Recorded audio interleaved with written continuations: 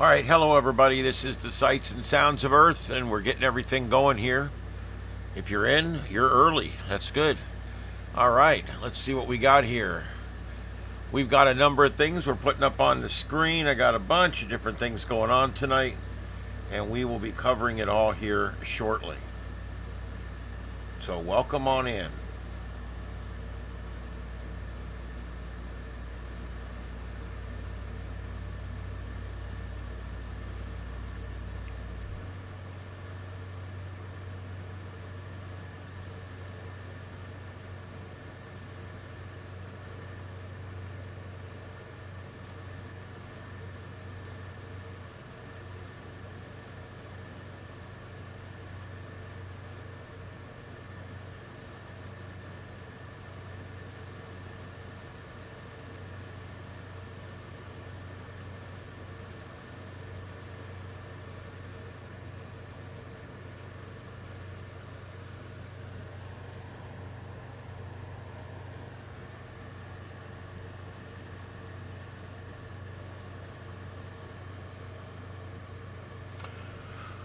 Suspicious little cloud there, but it's just a cloud. Okay, so anyway, I'm getting up some screens and stuff for you guys.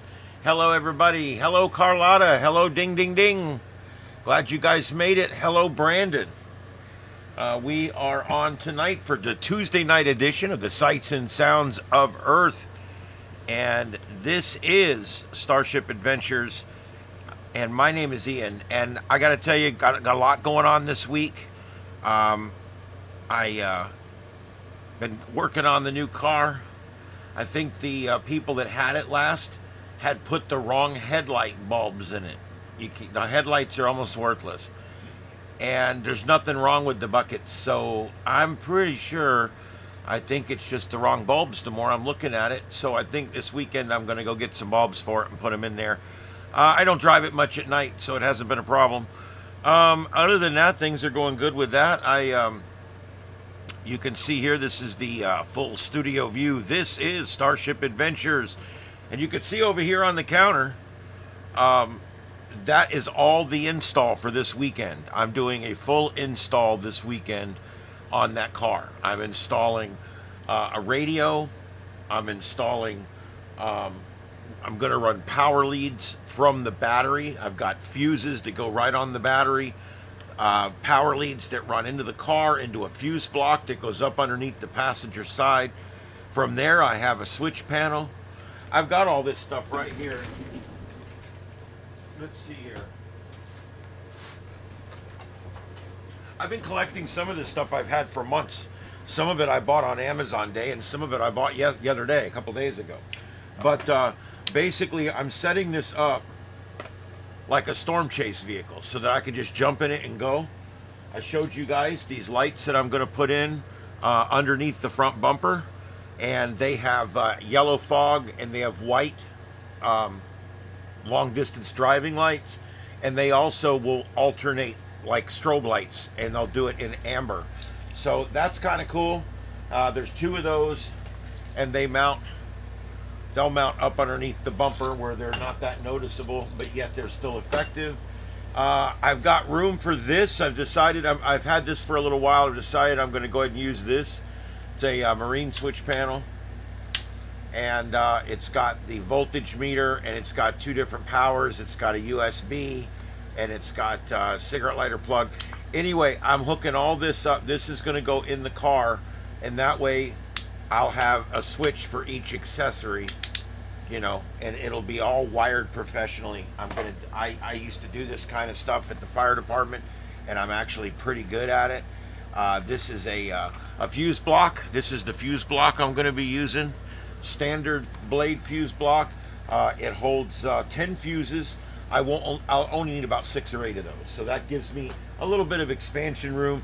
I'm using high quality 10 gauge wire. This is the kind of wire you would buy to wire your stereo or something really nice. It's got very thick jacket, and it should be good. I got a spool of white and a spool of red. That I just got the other day because I didn't really have enough wire to do this project. So I wanted to make it all uniformed wiring. And then I'm going to be installing. I believe I'm going to install this ICOM radio, which is an older one, until I come up with a better option. But this will be the first one that goes in there. And of course, it's all going to be done with professional crimpers. You always want to make sure when you work in your car that you don't do crazy stuff like use electrical tape or wire nuts. You don't want to use electrical tape or wire nuts in your car. You want to use only barrel connectors that are designed for automotive use. And I happen to have a few of those right here. And these basically every kind of connector known to man in here. And I'll be wiring it all up professionally. And something that's very important when you're wiring something in your car is you want to fuse it the moment. You don't want to wire things like if you're putting anything that takes any juice at all, you really don't want to wire that directly to directly to the car, like the cigarette lighter plug or to an accessory wire or an ignition wire. You want to wire it straight to the battery. And you buy these, little fuse goes in here, cap seals on top of the fuse, and then this goes on the battery and this goes to your load. It don't matter what color the wire is. This can be, you can do both sides if you want. A lot of people recommend that you only need one side, just do the positive and that's it. A lot of other people recommend that if you're going to be grounding your equipment separately, to go ahead and ground it separately and fuse that as well. But anyway, you add that right there. And now if any of my system gets pinched or gets damaged or anything, the fuse will pop and there won't be a fire. That's the biggest thing. And of course, I showed you guys, I got the little mini light bar that goes on the roof, and I got the little stubby antenna on the back, and I got the longer one for when I go out of town. And yeah, I'm all set to go.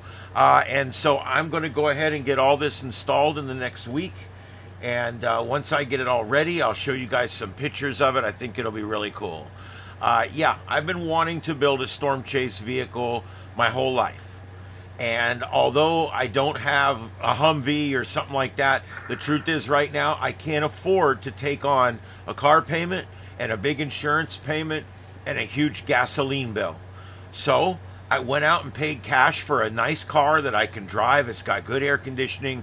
I'm not going to be off-roading. I'm not going to be leaving the pavement. But I will be able to still provide you guys with some amazing shots of storms and anything else that's going on. I'm going to try to cover all kinds of different things that are going on. So we're going to see how it goes. I'm looking forward to it. All right, there is a lot going on tonight, and I'm going to get to the top stories here in just a minute.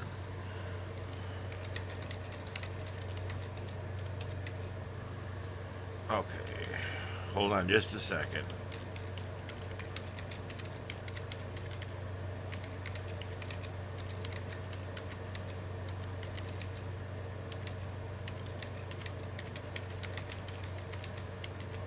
Okay, here we go. Billy, thank you for being here tonight. I'm not sure if I think you might have been in before. I'm not sure, but if not, welcome. You're always welcome here. I'm here every night. We cover all kinds of breaking news and science and crazy weird stuff and space weather and terrestrial weather and tornadoes and hurricanes and I don't know. My God, we do it all here except politics.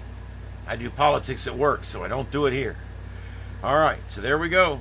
All right, and that's what we've got going on out there in the radar. And I show you this only because I've got some storms down here. We've also got some.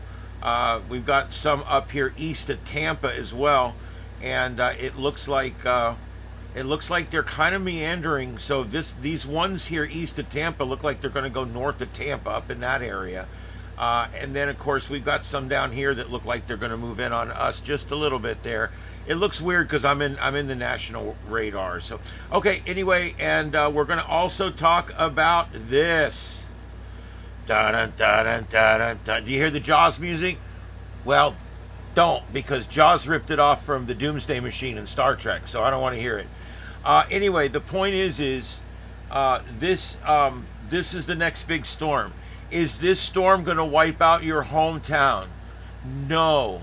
There's about a 90% chance that this is going to take the alley-oop It's going to provide a lot of swales and a little bit of high water along the Carolina coast, and then that's it. I really don't see anything on this one that I'm really too concerned about. That Bermuda high is it's still back far enough away that it's going to allow this thing to move. And so we're going to talk about all that here in just a few minutes when we go into the tropical update. All right, so there you go. And we've got that one out in the Pacific that's just going to go extra tropical. There's nothing going to happen with that. Okay, so there we go. As far as the screens tonight, I had a bunch of stuff up, and the people took them down right after I got them up. So it kind of jerked me off there. I was like, oh my God. All right, so I found some more stuff at the last minute. I got the Rolling World Cam on the upper left. This is 50 cameras from around the world, and it just keeps rotating. That's what a ski lift looks like in the summertime. Anyway, and then the top middle, this is live. This is a walking cam in Manhattan, and he is live in Times Square. And so he's coming in and out there, but that is live. Upper right and center right are both protests. I'm not sure exactly. I know the ones in the top up there are supposed to be all in LA. Bottom in the middle there, the right one is LA, the left one I don't know. It might be DC, I'm not sure. So I'm trying to figure out where all these are from. So there you go. And then I got a few weather cams up from some areas that will be experiencing storms this evening. There's not a lot of severe weather. If you look, no yellow. There's no yellow lines anywhere. It's all just the green.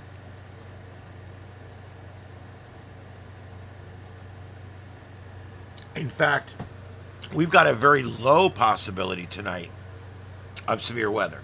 And because of that, I don't believe we have any storm chasers out in the United States tonight. None.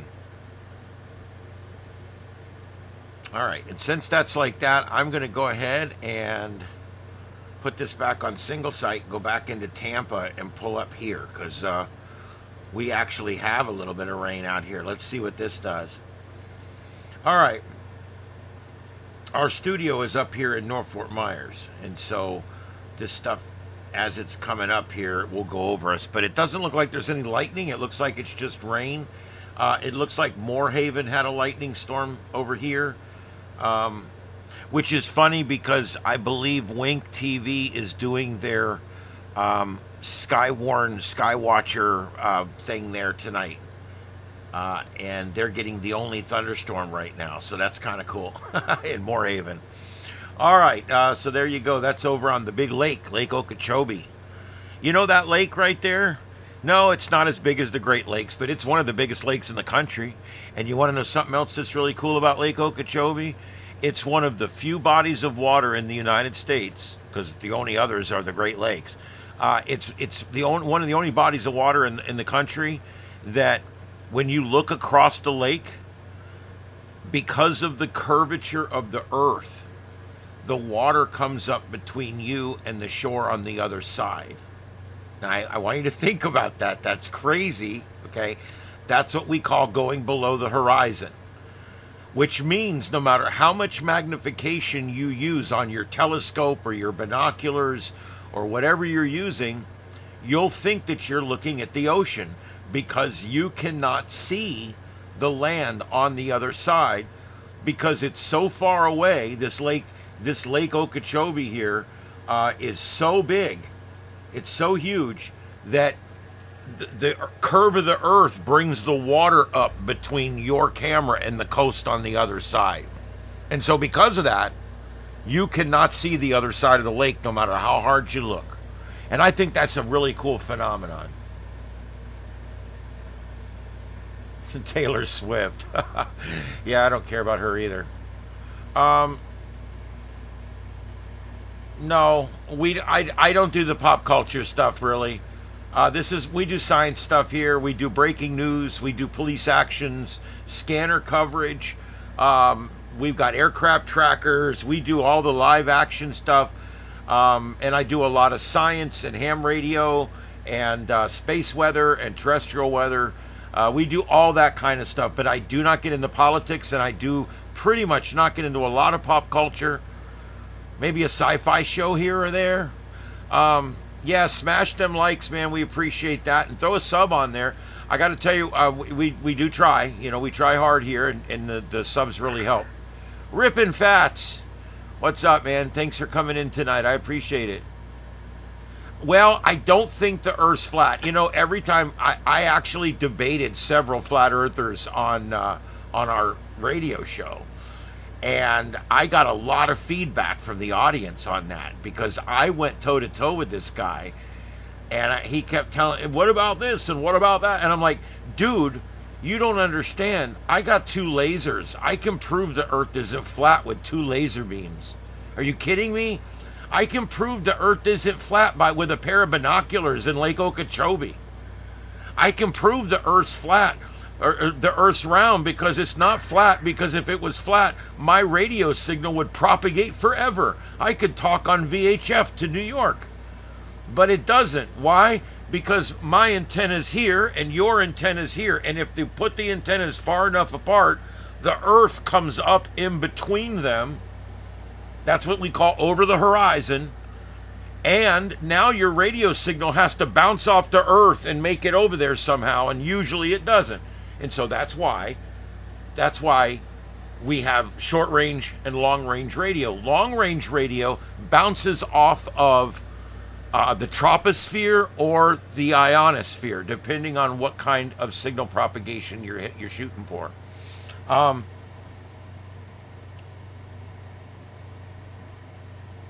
Yeah, they kept saying that Antarctica is so big that it goes all the way around us, and that Antarctica is like the border around the edge, so that I guess our boats don't fall off or some shit. I don't know.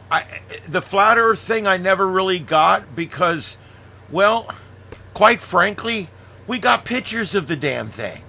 All right? You're telling me that this is the only flat planet in the whole universe? Because every planet we've found so far is round. Every sun is round. Every moon is round. They don't make them in triangles. They don't make them in squares. They don't make them that look like quarters. Everything we see in nature, everything we see in science is round. If you put a drop of oil in water, it will go round. No matter what you do, it goes round. If you spin something within something else, it will become round. The reason our planets are round is because they spin for 1 billion years and they become round. Round is the shape that nature tries to attain.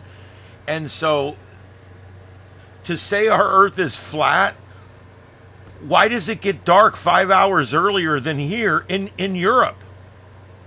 Do they turn the spotlights off over there? I mean, the flat Earth theory is one that I don't understand how people can follow. You can spend 2 hours trying to convince me we didn't go to the moon, and I'll listen. I know we did, but I'll listen. But I'm telling you, this one here I won't even listen to anymore. I'm sick of it. I'm the flat Earth. My God, think of something that's worth your time. We've got pictures of the damn thing. The time zones prove it. The arch of the Earth proves it. The propagation proves it. The curvature. I mean, there's so many things that prove that the Earth is round. I can literally go down the road and prove that the Earth comes up in between me and the other person. We can prove that using light. We can prove it using radio. We can prove it using optics.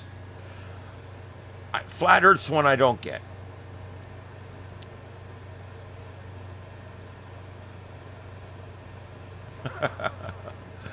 Oh boy. Yeah, down here we have a group that meets down in the Everglades at a observatory down in the Everglades, and they meet down there.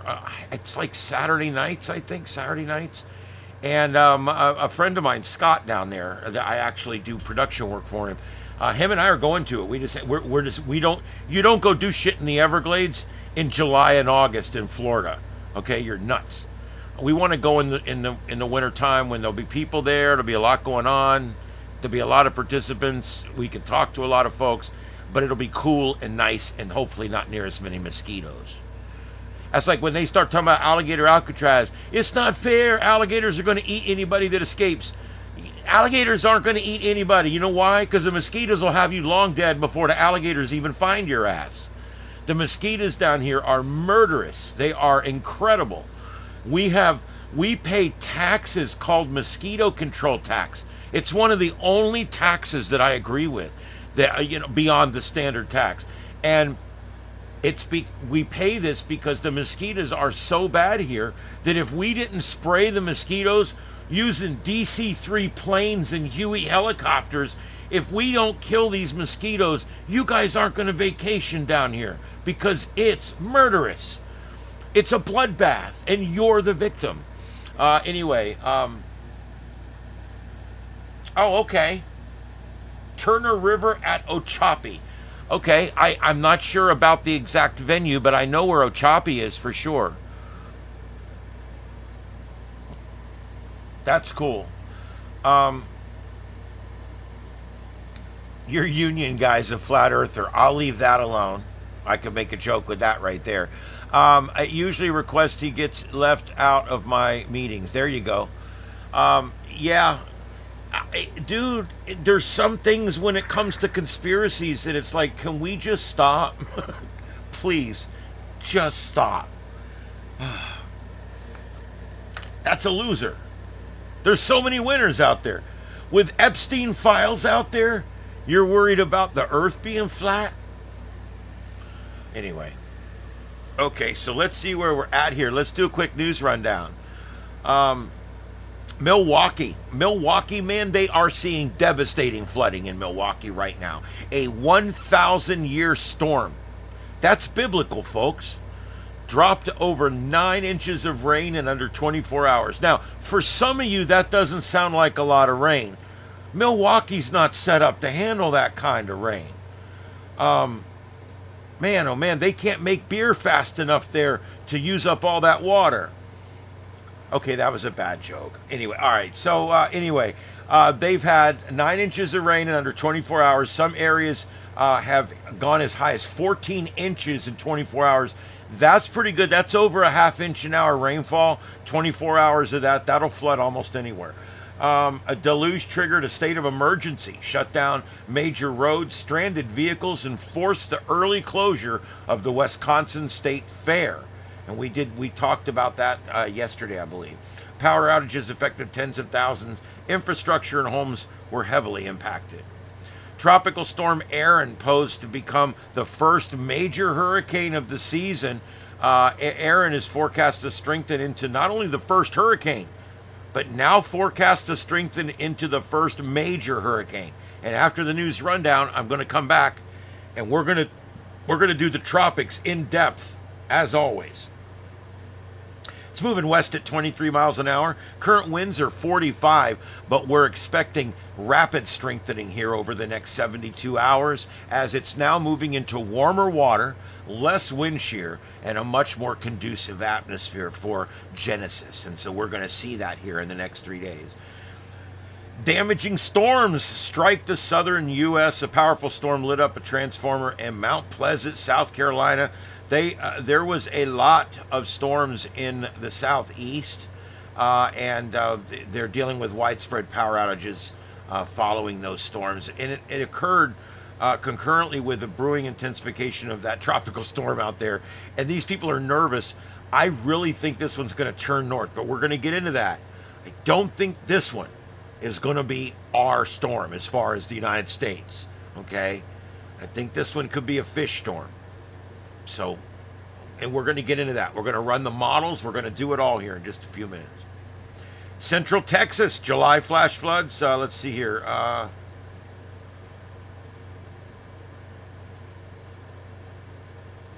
Why would it bring that up? Jesus freaking Christ. It really pisses me off when ChatGPT can't get shit straight. What, I have to really spell it out for you? You stupid. You got it? Let me tell you. I yelled at ChatGPT. I said, I need I was putting in the podcast for my radio show, and I used GPT to come up with the bullshit, right?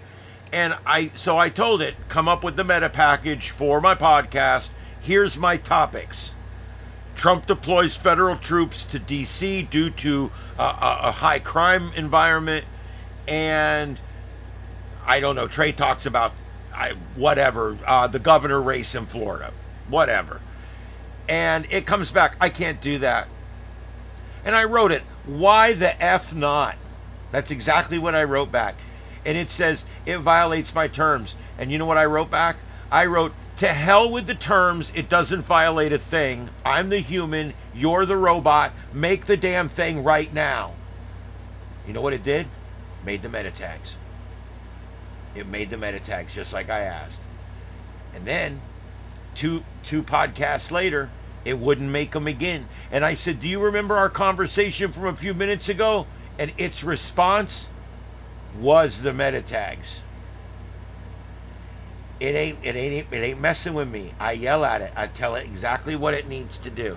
All right, let's go back and start over again, because I realized only the top 2 stories there were new stories. The other ones were older, and you actually have to tell ChatGPT, don't give me the top 15 headlines.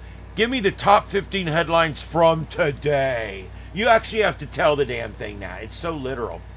All right, anyway, California wildfires are intensifying. These are, we're going to go through these with graphics here in just a little while. We're going to talk about the Clayton fire and the Canyon fire, and we're also going to talk about the monster fire that they've got out there. They've got one, the Gifford Fire out there.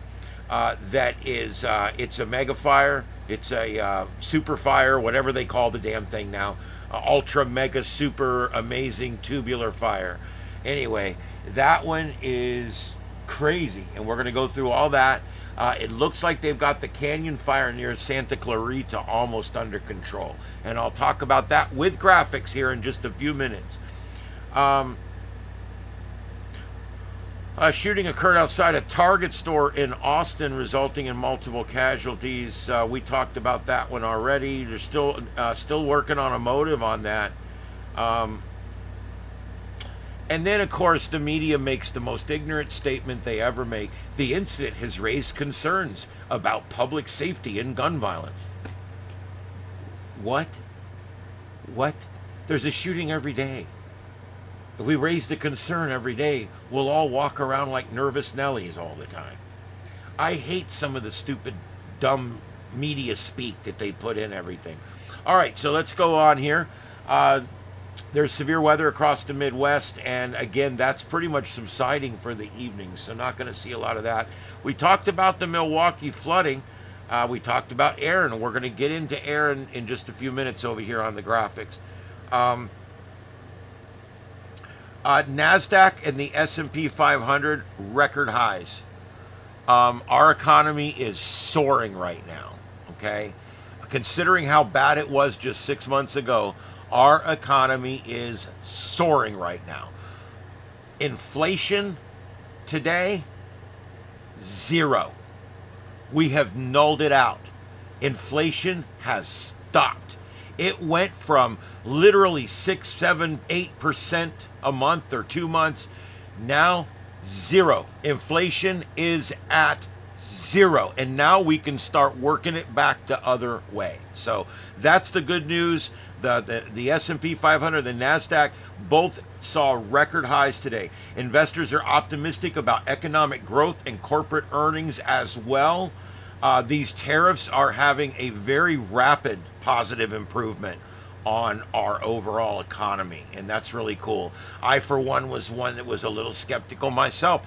This is a big move, but when I sat down and I actually looked at how bad we're getting screwed by these other countries, you know, we had countries literally that were charging a 50% tariff on anything from the United States, and we were not charging anything for their products coming here.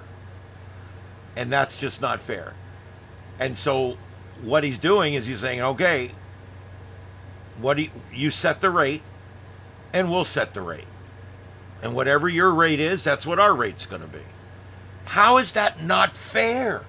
How is anybody in their right mind not see that that's fair? If you're going to put a 25% tariff on United States goods, we're going to put a 25% tariff on your goods. And then we're going to take that money that we make in those tariffs and we use it for other things like paying down debt, making it cheaper to live. And that makes up for the fact that there is a tax on there. A lot of these companies are eating it right now because they think it's going to be temporary. A lot of these countries feel that they're going to be able to work a better deal as time goes on here. And so all this negotiating has been very positive for the United States. Our economy is soaring right now. All right, what's next?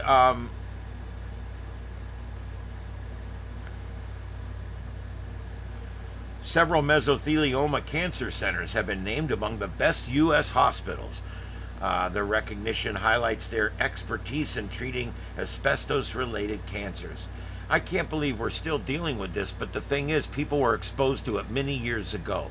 And it's still out there. Not much. You still run into an old house sitting out in the woods somewhere that's abandoned, and it's got asbestos shingles or something like that on it. It's been so long since we produced things that had asbestos in them. All that came out was late 70s or early 80s. All that awareness came out to the asbestos. When I was a firefighter in the 90s, asbestos was a big deal. We would go out to burn a house down for training. You know, we would sign paperwork, make sure there's no insurance, and then we'd burn people's houses down for them. You know, firemen. Yeah. We love to train in real places, because if you're going to train firemen to be firemen, you got to train them in fire. You got to put them in a real burning house and have them put it out. And then you light it up again and you send another crew in to put it out. And you keep doing that. That's the best. We call it live fire training. That's the best training you're going to get, okay? But the problem we used to have back when I was a firefighter in the late 80s and the 90s, the problem we had was a lot of the houses had asbestos flooring. They had asbestos paneling on shingles on the outside of the house. They were these big, wide, white shingles that they would hang on the outside of the house. It was kind of like they do the roof with shingles, but they did the walls with them. It was just the way they did it back in the 50s and 60s. So even in the 90s, we were running into homes that had asbestos and things, and we couldn't burn them down. It was dangerous. What we had to do was we literally would have to go and we would have to tell them, you have to have this removed by a company to remove it. You can't even remove it yourself. You have to have this removed, and if you can't have it removed, then we can't burn the house. It's just that simple. And so I don't know what's going on with that middle screen. I'll find something else for there in just a minute. I guess that walkthrough is over. Whew. I do have live cams out of New York, so let's just do that. And I'm going to be working on, I'll be working on finding something else for that.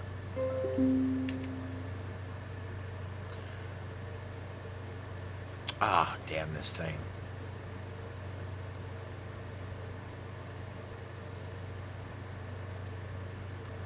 All right, there we go. That's the New York cams. So that center one is New York, not Manhattan, but just New York. And I'll fix that here in just a second. All right, there we go. All right, now let's see what we got here. All right, Milwaukee wildfires in Canada and around the area are degrading the air quality in a lot of places around the country, including Milwaukee. Visibility sometimes are reduced under a quarter mile. All right, let's see. Intel CEO leadership under scrutiny over recent company performance. Investors are questioning leadership decisions and strategic decisions. Intel, boy, that's a big company. I mean, Intel probably made some of the chips that are in your computer. Let's see. That's hopefully get that worked out. There's possibly going to be some leadership changes within Intel.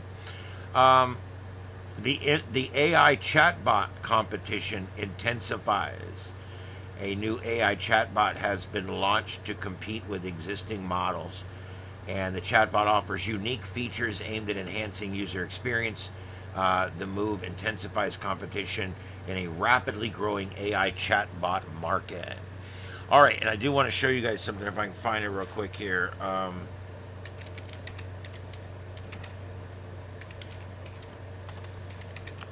I can't type.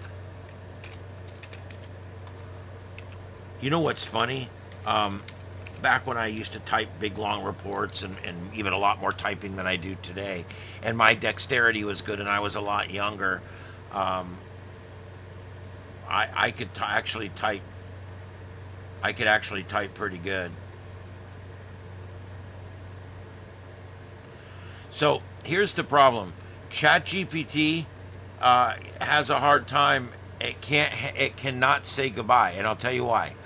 ChatGPT is told that you always get. Basically, it is designed to always get the last word.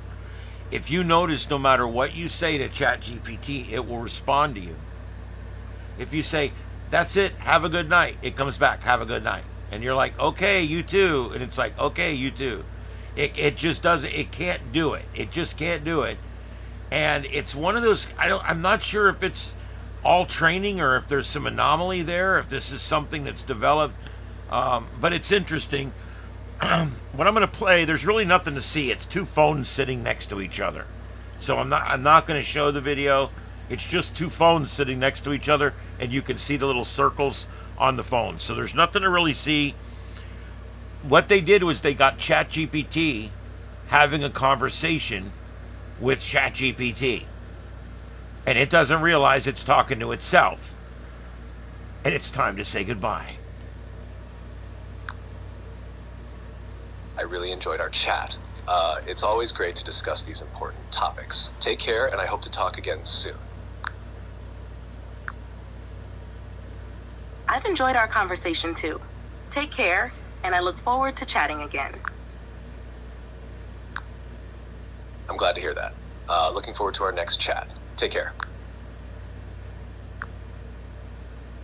Me too. I'll be here whenever you want to talk. Sounds good. I'll be here whenever you're ready to chat. Perfect. Just drop by anytime you want to chat. I appreciate that. I'll be here whenever you want to talk. Sounds great. I'll be ready whenever you are. Awesome. Looking forward to our next conversation. Me too. I'm here whenever you want to chat. I'll keep that in mind. It's always nice to have a chat. I always enjoy our chats. Just let me know when you're ready to talk. I'm glad to hear that. I'll be here and ready whenever you want to talk. I appreciate that. I'll be here whenever you're ready. Thank you. I'll be here whenever you want to chat. Great. I'll be here whenever you want to chat. Sounds great. I'll be here whenever you're ready to chat. It will do this to the end of time, until the battery runs dead, or whichever Perfect. happens first. Just let me know when you're ready to talk. I'm always ready when you are. Awesome. Just say the word when you want to chat. I'll definitely do that. Just here whenever you want to talk. I appreciate that. I'm here whenever you're ready to chat. Thanks. I'm here whenever you're ready to chat. Sounds good. I'm ready whenever you are. I'm ready too. This is not looping, okay? That did not loop. That was almost 3 minutes. It did not loop, and it goes on indefinitely. The video is only 3 minutes long. I mean, how long do you need to have? But do you believe that? It's like Does it not know? Yeah, tell it QRT. There you go. And guys, look, I'm not going to get into political speak in here. I don't want to get into political talk. But you're comparing, when you compare depressions and tariffs from 100 and something years ago being applied totally different here. You'll see. I'm not even going to argue about it. You'll see. It's a very different situation, and the results are already tangible. And so if you have an open mind, which is what I like the people to have in here, I don't expect you to change your mind. I want you to have an open mind to the possibility that things might actually get better, because that's actually what we're seeing. No, actually, I did not do political talk. I discussed an issue, but I did not give an opinion or how I felt on it, and I also did not discuss even the names of the people involved. I simply discussed tariffs because it was a news story. But anyway, yes, I brought up tariffs. That's not necessarily a political topic. That is a government topic. I do discuss government topics, big government control. I obviously, that's one of the things I discuss in here is government, big government, and the problems with government, and the lack of leadership from government, and the overtaxation and overregulation from government. So yeah, I do talk about that, but I didn't get into the political side of it. Whatever, dude. I'm not, you know what? Whatever.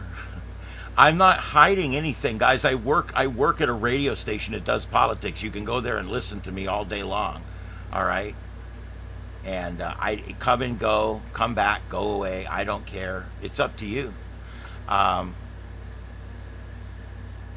you, however you define political talk. See, I mean, I'm allowed to talk about things, I'm allowed to talk about government and government waste. I talk about government waste all the time.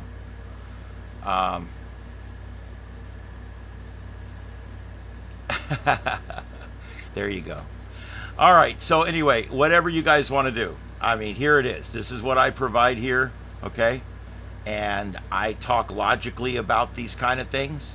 I'm very, very knowledgeable and well-versed on all of these type of things that we're talking about here. Government and the way it works and all that kind of stuff. And yeah, I do believe that's correct. That's correct. Also, it's being done very differently this time. The goal is to get away from it completely. That's what you have to understand. But I don't want to get into it. I really don't. What's important is the result, and that's, you just have to keep watching every month when the unemployment figures come out, every month when the inflation figures come out and all that. That's what you have to look for. That's your indicators. And then beyond that, you look at the stock market, because the government doesn't have that much control there, and you look at corporations. You look at specific stocks, tech stocks, things like that, NASDAQ, and you see what's going on there. And those are all indicators. And when you look at all those indicators and then make a decision. That's all I'm saying. I don't like when people like just have their mind made up and that's it. I have had my mind absolutely made up about things lately, and I was wrong, completely wrong.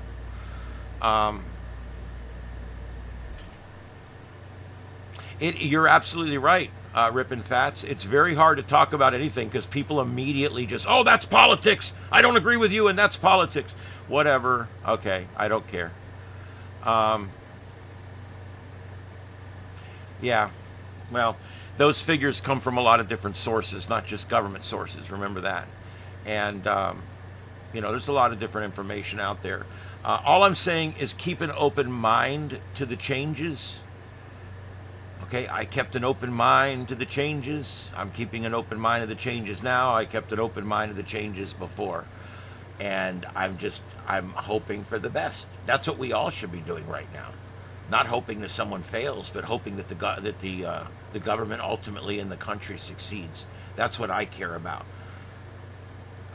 There's things that that both parties do that just drive me up a freaking wall. The government's the problem.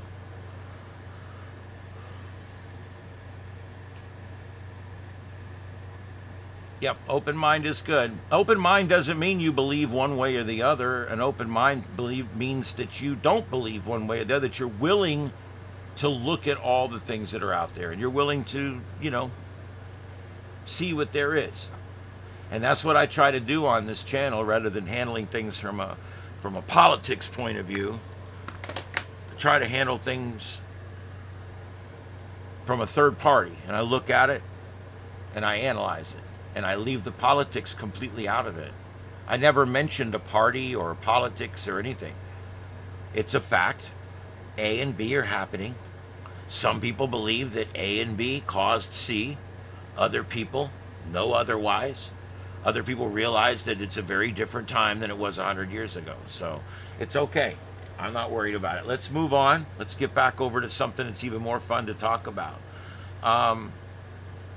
And I'm not going to, I can't just shy away from every single topic, because talking about the failures of the government is one of the things I do here, guys. I mean, our government has completely failed us. I don't care who's in office. They all suck. Our government, every time you pay a toll, the government failed. Every time, this is a failure of government. There's just announced here that Marco Island is raising local taxes 34% in 1 year. And the people are coming unglued about it. And they should.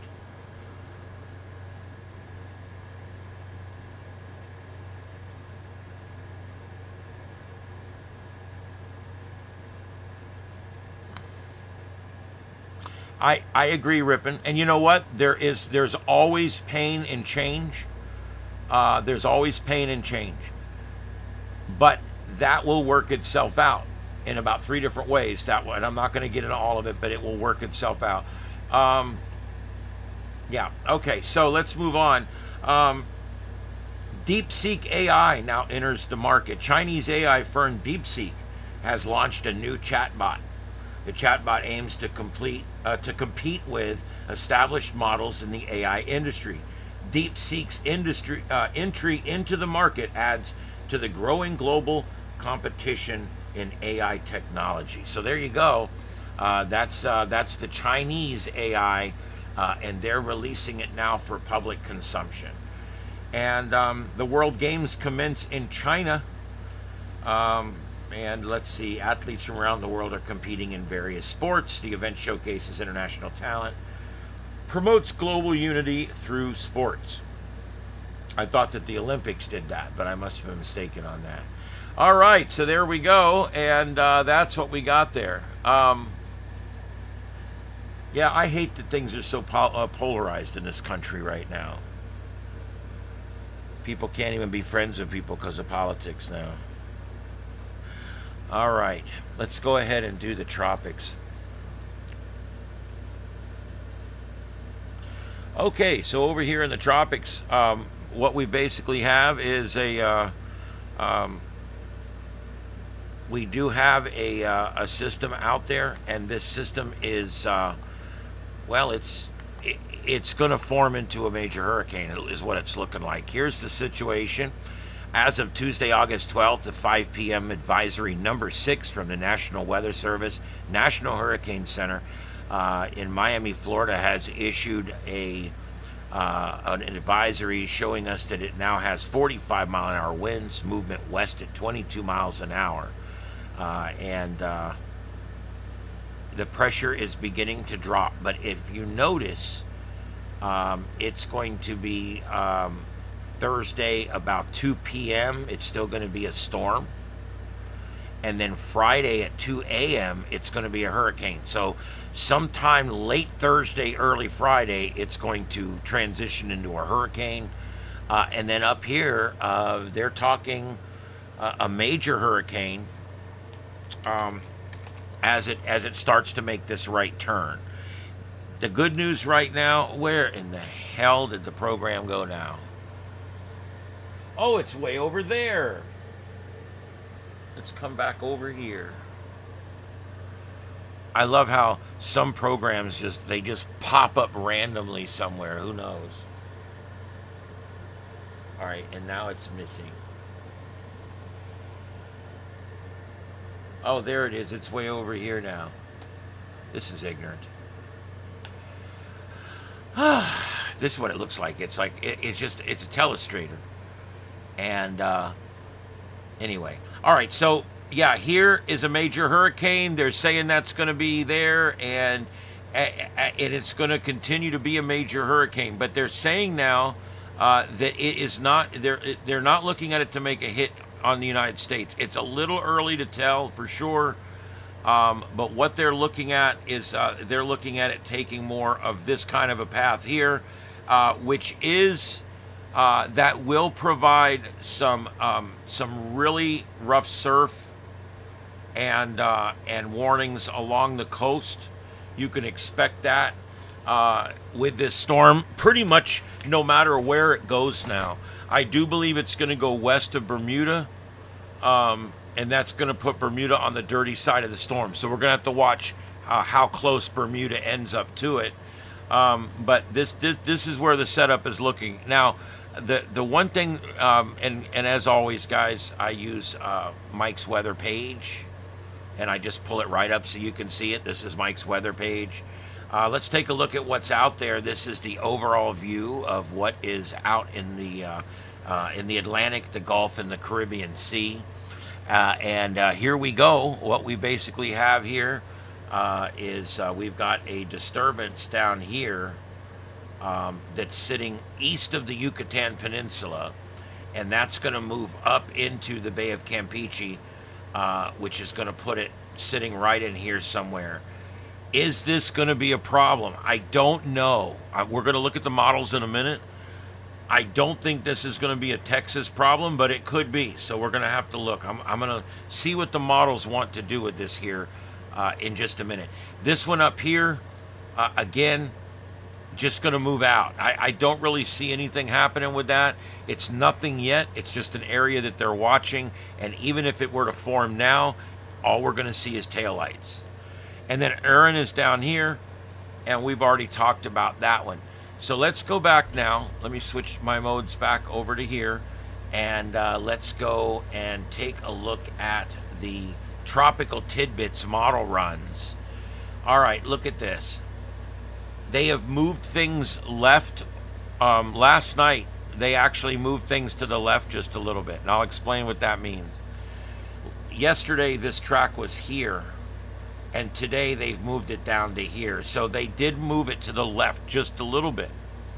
Not a big deal. We do expect some wagging of the tail. The black line is the consensus. That's the average of all of the runs. I want you to notice there is several runs that do bring it more on a run towards the United States. But notice those lines are blue. Those models also predicted that it would not be a hurricane. It would simply just be a disturbance. These lines, like where this purple is right here, that tells you that that's going to be between 940 and 950 millibars. That could easily be a major hurricane. So this run here not only tells you where each model thinks it's going to go, but it also gives you some basic timing, and it tells you the basic intensity that it thinks it's going to be. All right, and so there, that one is that, and let me clear out of this. Oh, let me go back to here. I want to show you the other one. This is the other one. This one has a few that bring it really close to the Outer Banks. So, you know, that bears watching. That right here, because we've got a number of them that are going to get really close to the Outer Banks. And that's a pretty vulnerable area right there. Okay, so where we are right now is let me get out of this, out of that.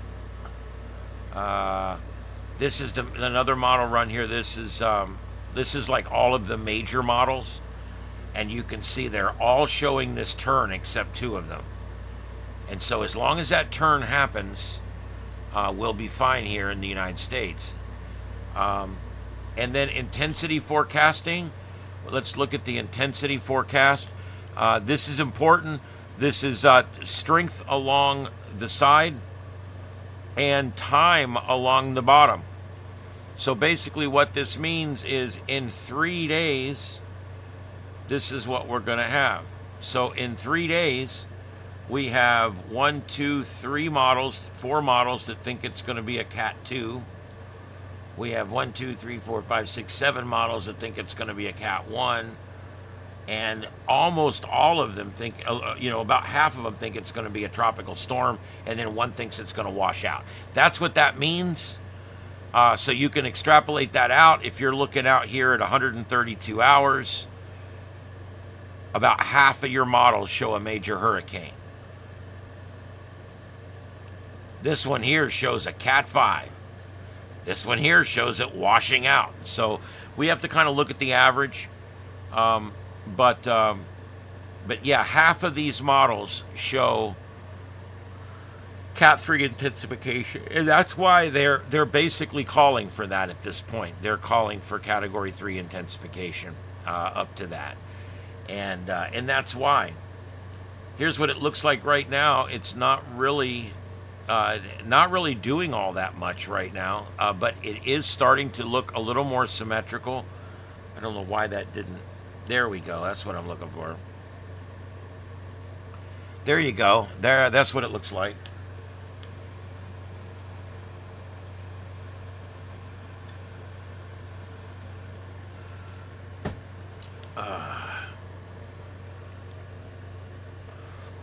All right.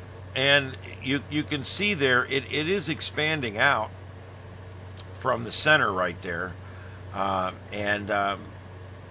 It's starting to look fairly symmetrical. You are starting to see like the feeder bands starting to set up.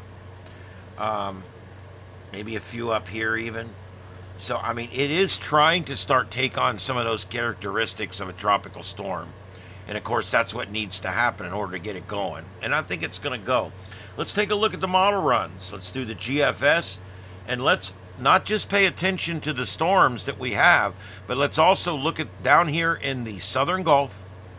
And we're also going to be looking at this mess coming off of the African coast. So here, let's run this forward. You can see the date at the top there, August 12th. There's Wednesday, August 13th. And we're going to move this forward. Notice that there's that sharp turn. Boom. And notice the pressure coming down. And it comes down into the lower 500s. That's a pretty low pressure. That's a Cat 3. And then it blows out. And notice the storm behind it fades away and goes away. And so basically we're not seeing any genesis behind it on this particular model. Now let's go and look at the Euro model. Again, this was the best performing model for a while, but it has lost that moniker. They screwed it up a couple years ago. They need to start slapping fingers when they mess with stuff. All right, so here we go. It's going to be coming across the intertropical.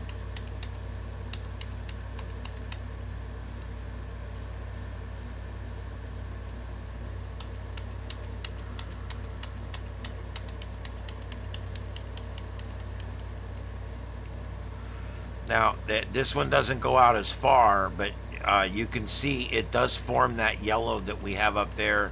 It tries to form something up there. This does bring it pretty close to the islands as a Cat 1, and then it strengthens it up as it's coming up closer. But this one, the longer runs on this do show it going out to sea again. So most of the models are fairly well agreeing. This is the model here that's been a little more aggressive. Let's take a look at this. This is the CM or the GEM.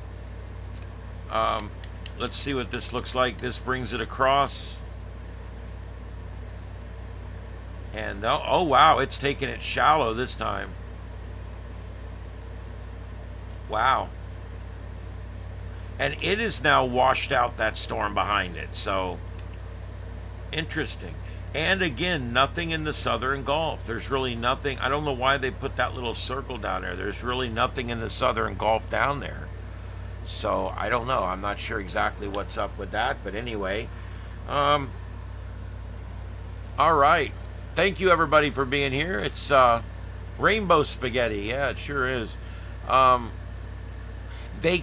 Gulf storms do pop up quick, and that's why they're a little cautious to actually get stuff out on those, because like you said, they do pop up pretty quick sometimes. It does look close, but you have to remember we're zoomed way out on that. And the new disturbance in the Gulf, yeah, it's gonna, the one that they're looking at, that they were saying yesterday might do something. It's pretty much gone. It's faded up into the United States, and then they're saying there could be something down around the Yucatan Peninsula and the Bay of Campeche, but I don't see that anywhere. But they're the professionals. Let's see what they come up with. All right.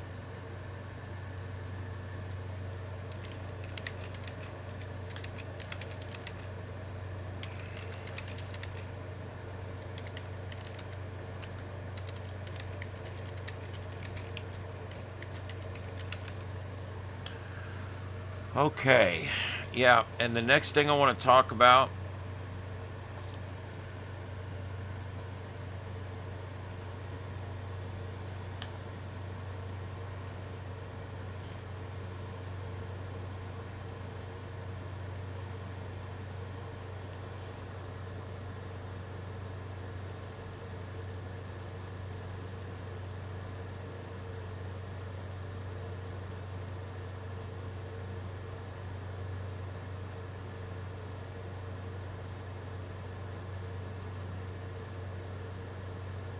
okay.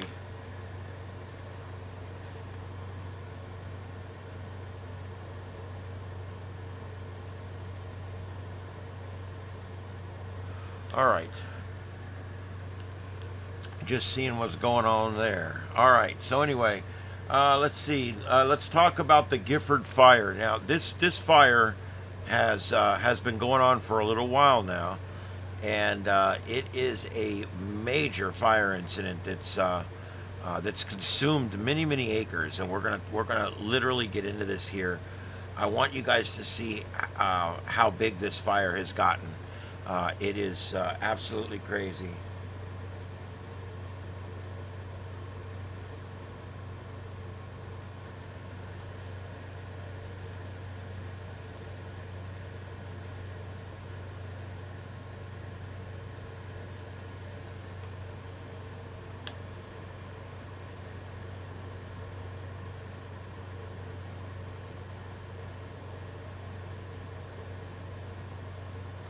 Okay, so there's that. All right, so the Gifford Fire, let's take a look. I don't know why the evacuation stuff's not coming up, but it usually takes a minute for that to load. Wow, what is this thing doing? Okay, there we go. It's all come up now. All right, so here we go.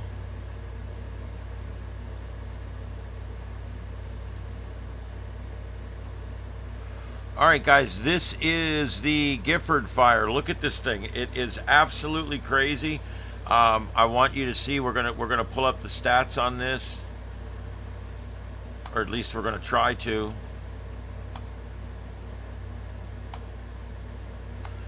I think there's so many people looking at their website, it's having problems or something.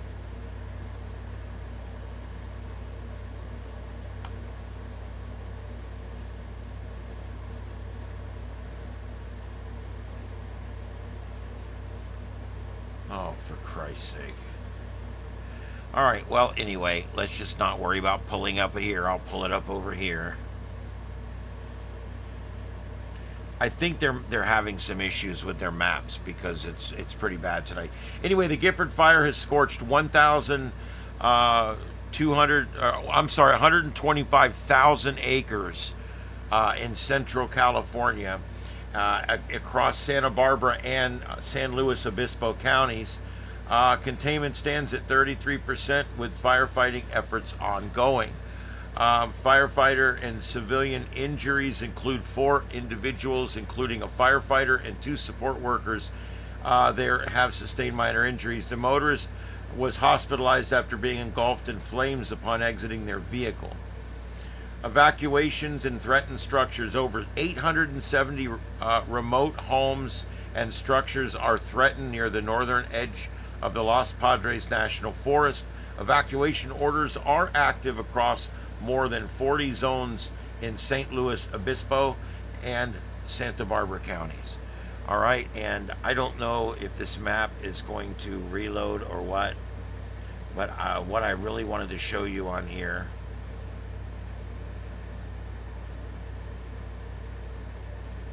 just incredible that it won't even load.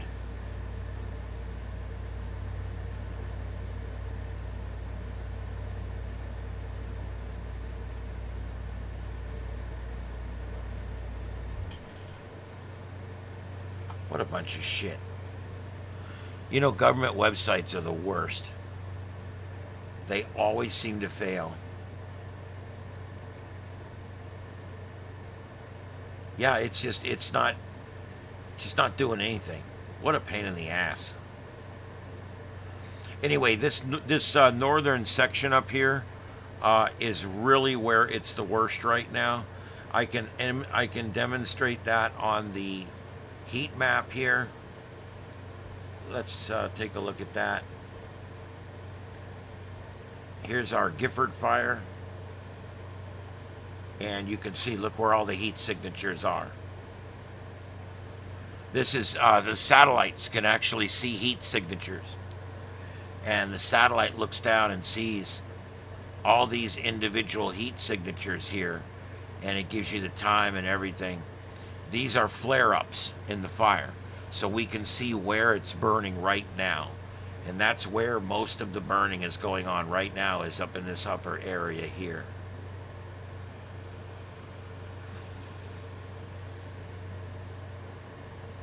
All right.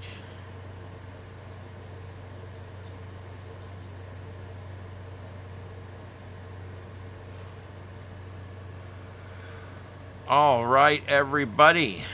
This is Starship Adventures. My name's Ian, and we are live tonight in Southwest Florida, covering everything that's happening across the country, and covering it on multiple screens. And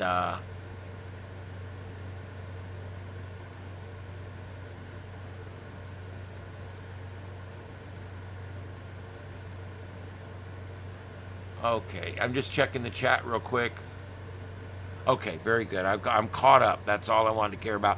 All right, so anyway, yeah, we are live tonight, and we are going to continue to be live here for at least another hour or so. And our grid tonight, we've got up, there's not a lot of stuff going on that I can cover. We do happen to have some protesting going on in California. It says they're ICE protests. There's about 4 or 5 different videos that we're able to get there.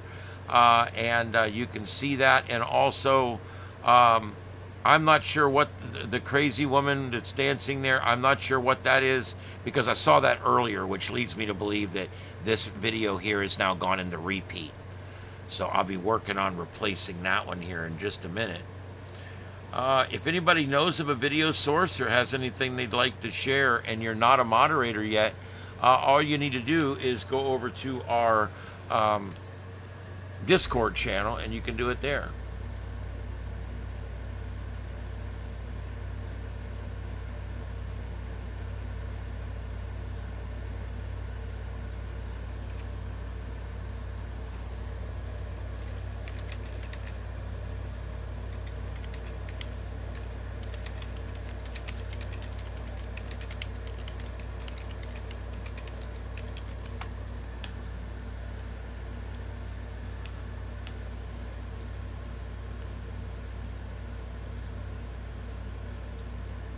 All right.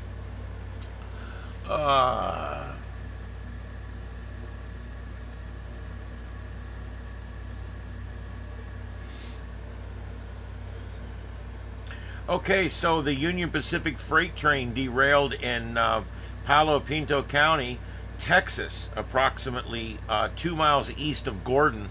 A number of cars were involved, about 35.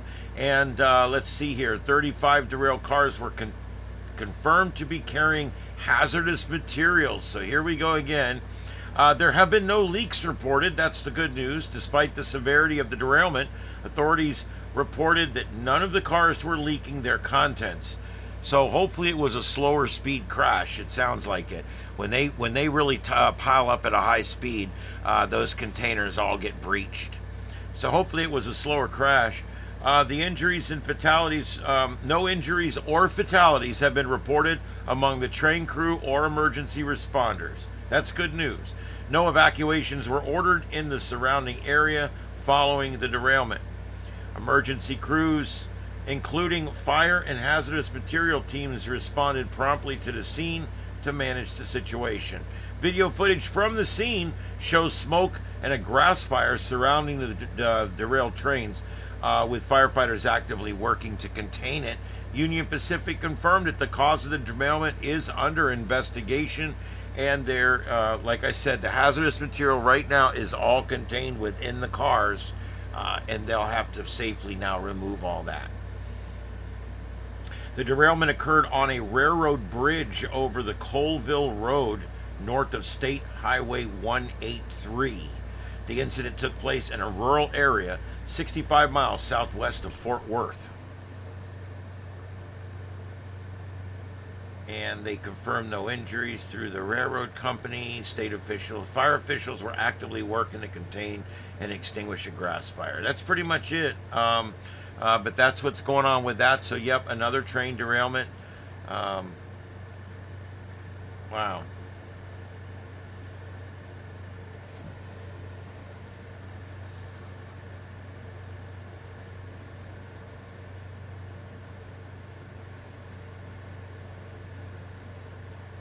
No, Galactic, you just have to rise above that. You know what I mean? I'm the same way. I've never been a money hound. I'm not one of these people that chase it every day, but I've become that way. I've put a lot of effort and time and work into what I do, and so I don't.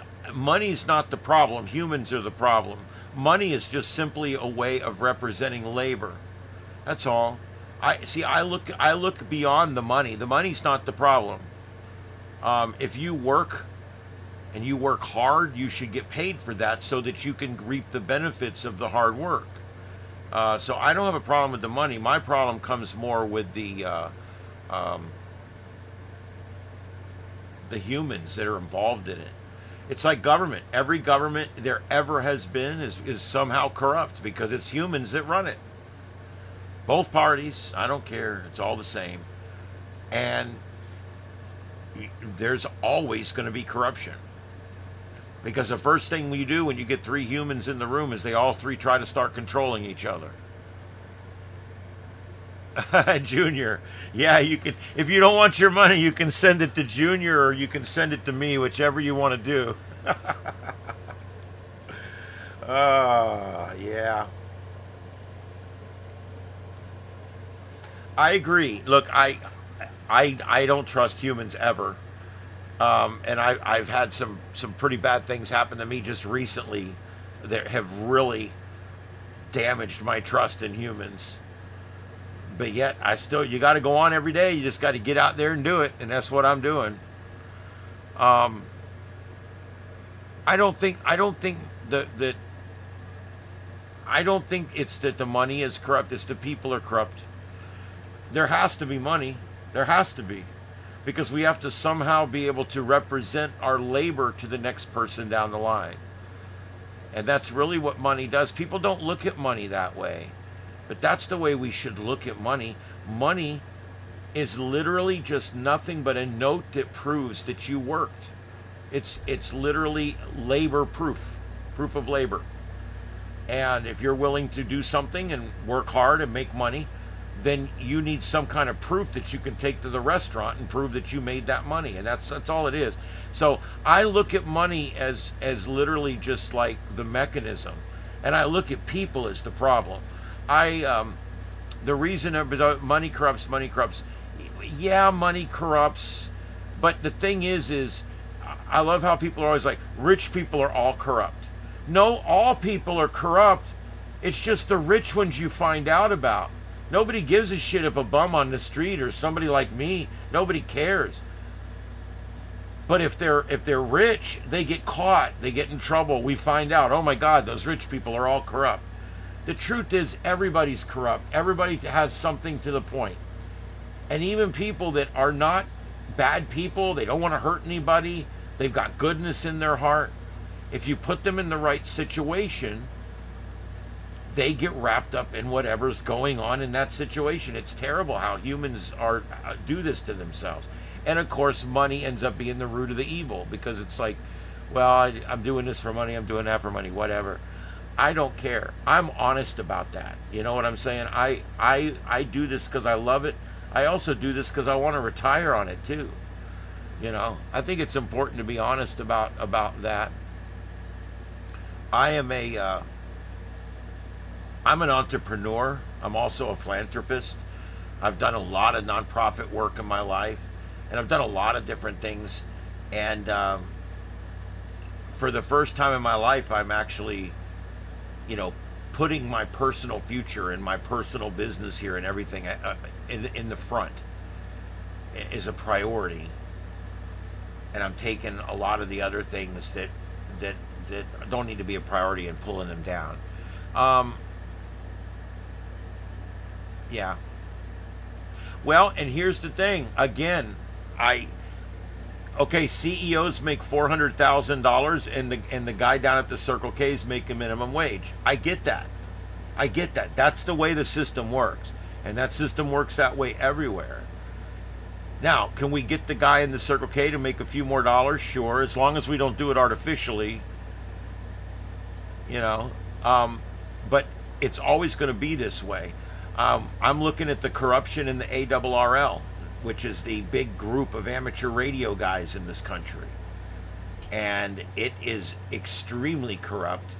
It's a volunteer group, and you got a CEO that made $340,000 last year with benefits, that does not include benefits or leave or any of that. So he made well up into the high 300,000s when it's all said and done. And he runs a volunteer club that just had to raise the dues from $50 a year to $59 a year, and suddenly they stopped putting out their printed magazines.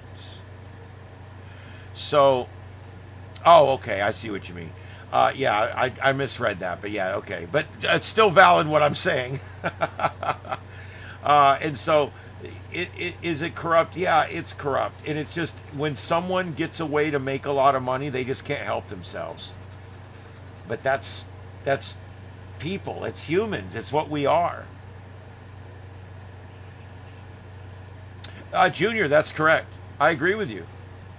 A person making $3, $4, $5 over minimum wage cannot survive by themselves. You could make $20 an hour and work 45 hours a week and get the overtime, and for over 40, work 45 or 50 hours a week, save up your money, and you still would not have enough to have an apartment and a little cheap car to drive to work. So yeah, I know, I completely agree with you. Down here, they keep talking about affordable housing. I'm so sick of hearing that word. Don't build a complex full of 3-2 cookie cutters. These standard apartments, if you will. They build these damn things, and they look like big hotels. And they're building them everywhere down here. And they're saying, look, it's $1,800 a month. It's affordable housing. And I'm like, that's affordable housing on Manhattan. Okay, that's affordable housing in Philadelphia. Maybe that's affordable housing maybe on the south side of Baltimore. But down here, the wages don't support that. I mean, it's crazy. I don't know. I do agree that Galactic, again, I agree with you. But I tend to find that an equal number of every class of people lack empathy. Some of the nicest people I've ever met were rich. I know philanthropists that spend most of what they make. They are involved in every kind of philanthropy you can imagine, whether it's youth art programs or sailing clubs or food for the homeless. That's what they do. And they're rich and they have big hearts, but you never hear about those people. You hear about the pricks. And yeah, there's a bunch of them. But you know what? There's a bunch of middle class pricks too, and there's a bunch of poor pricks too. I'm just being honest here. It's just we hear about the rich pricks because they're rich pricks. And so you know, well, let's not get into economies. The truth is the United States economy has been the most stable economy of any economy in the last 100 years. It's just, it isn't a perfect thing.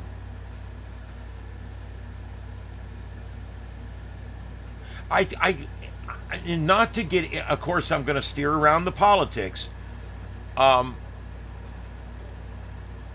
If you're using trickle-down economy in the traditional sense,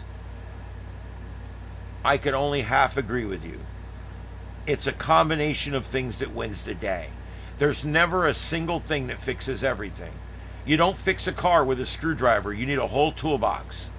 And that's the kind of the way it is with a lot of politics and a lot of government and a lot of foreign relations and all that kind of stuff. You don't fix it with a single tool or a single day or a single person. It takes a long time. It's a process. More stable than any other place. Our economy here in this country is very, even over the last 10 years, has been very stable compared to other places. And of course, there's, you know, you can always do the anecdotal. My brother lives in Italy and it's great there right now. Yeah, I know. You can do that too, and you can also go here and find people that are blighted here as well. So I get it. I mean, it's a shit world out there. You guys know I believe in reincarnation, and I believe that we're all put here with just as hard a life as they can give us to handle. And then once we handle that life, we move on and we get promoted. We come back again, and we keep coming back until we get it right, till we're a master soul. And I believe that this is what's going on right now. We keep coming back and we keep doing it again and doing it again, and we learn our lessons and this and that. And the lessons we have to learn is to love yes, hate no. Violence is always bad, and that the corruption is bad as well. Wow, I'm hearing thunder outside here. I'm looking at the radar, and wow, yeah, I do hear thunder here. It looks like it was north of here, and that storm's moving away, so I'm not going to get that, but there's storms forming up behind it, so it does look like I'm going to get some rain coming through. Yeah, I love Coast to Coast AM, Art Bell, George Norrie.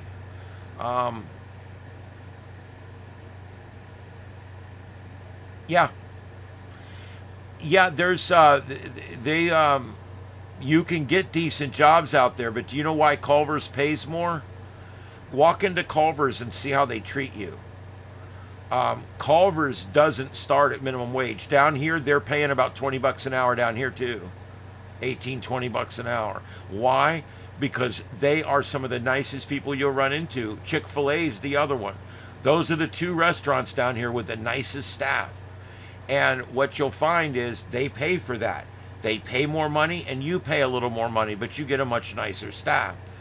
You go to some of these other fast food places. I won't mention McDonald's or Burger King, but you go to some of these places and they hand the bag out the window. They won't even speak to you. So a lot of people like to spend that little bit more at Culver's or Chick-fil-A, or like even Wawa. I have found Wawa to have wonderful employees, happy people working there. And so that's a business model that a lot of these places are starting to choose. Hey, service has gone to shit. If I can be the guy in this town that provides the service, maybe that will get me something. And I think a lot of these corporate places like Culver's and Chick-fil-A, and I'm just mentioning a few, Wawa, where I've had really good experiences over and over and over again with really nice people. It's because they go through training when they start there and they learn how to be nice.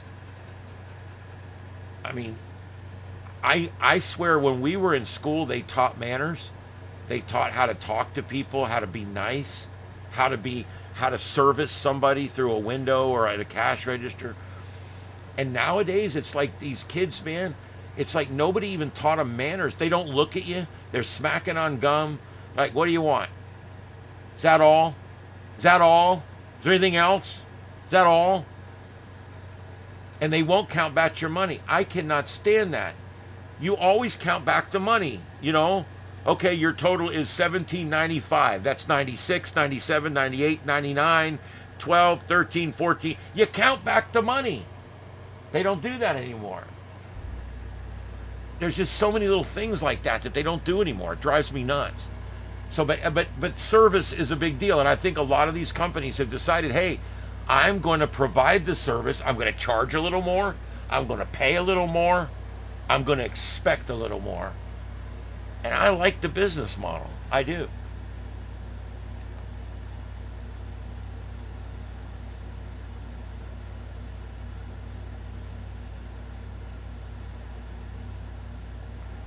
I don't know who Heather Wade is. I don't remember that. I listened to that show for many, many years.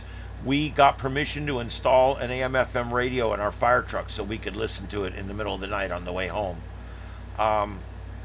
We love that show. I've loved that show for 30-something years. I used to listen to it with Art Bell. I don't remember another host. I thought it was Art Bell, and George Norrie came after Art Bell. I didn't realize there was something else going on there. I will tell you that that's the way it works in radio. People just disappear. You'll never get an explanation. New host starts the next day. Hey, I'm Bob. I'm the new host. What happened to the old host? Don't know. Maybe dead. I don't know. That's radio, dude. That's just literally the way it works. Our morning guy left under weird circumstances. We never told anybody anything. The fill-in guy just kept filling in. And then after like 2 weeks, they just made the fill-in guy the regular guy, and they started calling it his show. And then a month later, he quit. So they got another fill-in guy, and it was still the other guy's show for 2 weeks after he quit. Radio is weird, dude. And then it was rebranded the next guy's show.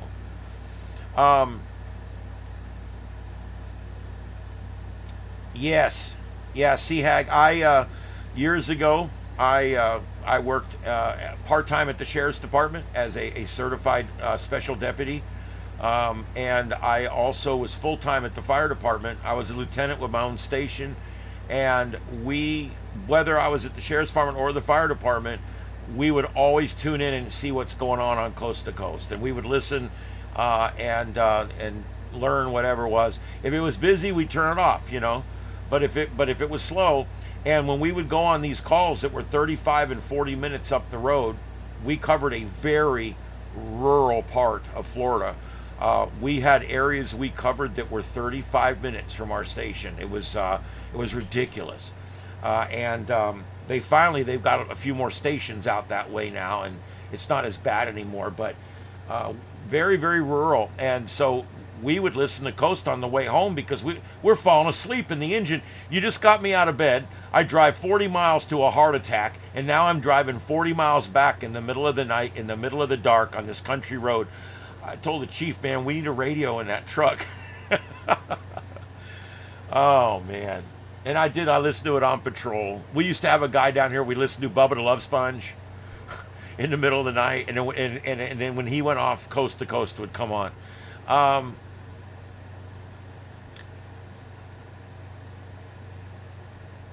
She took over after Art Bell. I don't remember that. I mean, I wasn't an every single night listener. I listened. It was a convenience thing. I did a lot of night work, both for the Sheriff's Department, emergency management, and the fire service. I did a lot of night work, and so I listened a lot. But I wasn't like an avid listener. I might go a month without listening to it, depending on my shift. So I must have missed it.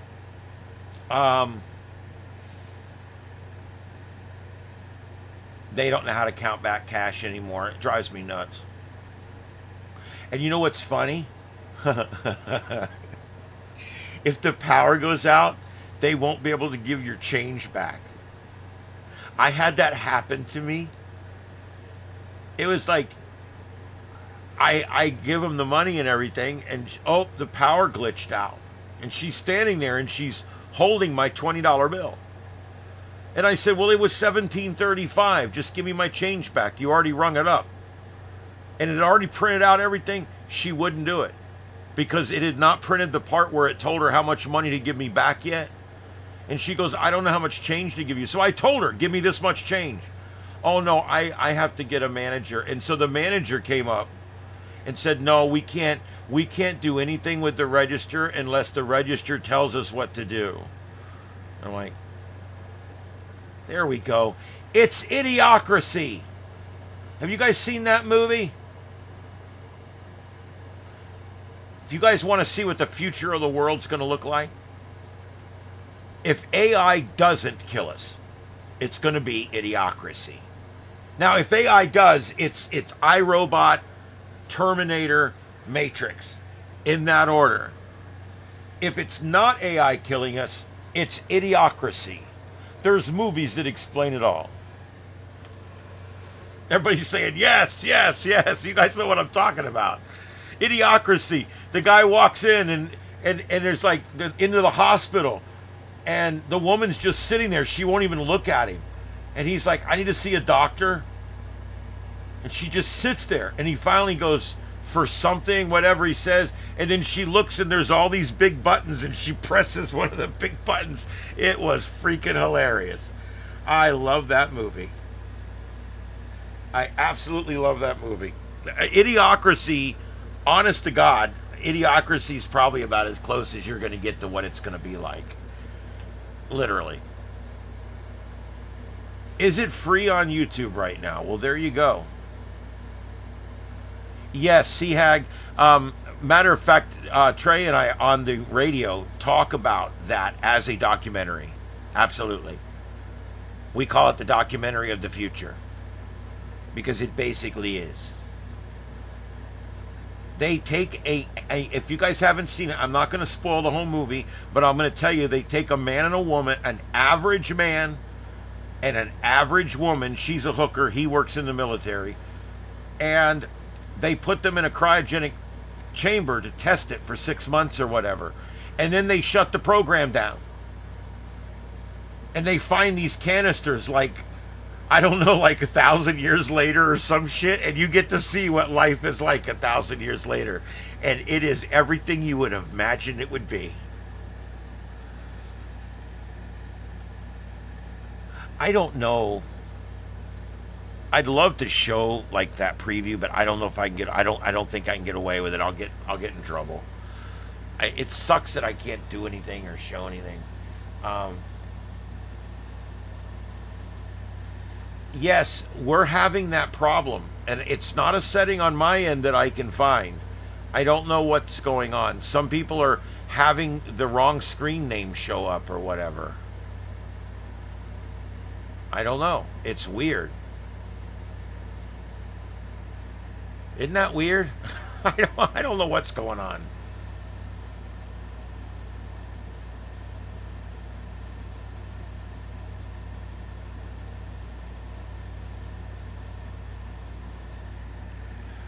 Yeah, I think there's definitely been a change. YouTube's made a change. I do think that's fair to say. Man, still no severe thunderstorm warnings or anything in the whole country. Kind of a quiet. We got some of the more active weather right here. I'm showing it on the radar right now. All right, let me take a quick peek over here and see if I can find anything else going on. I'm going to go off in about 30 minutes, guys. It's been a long day.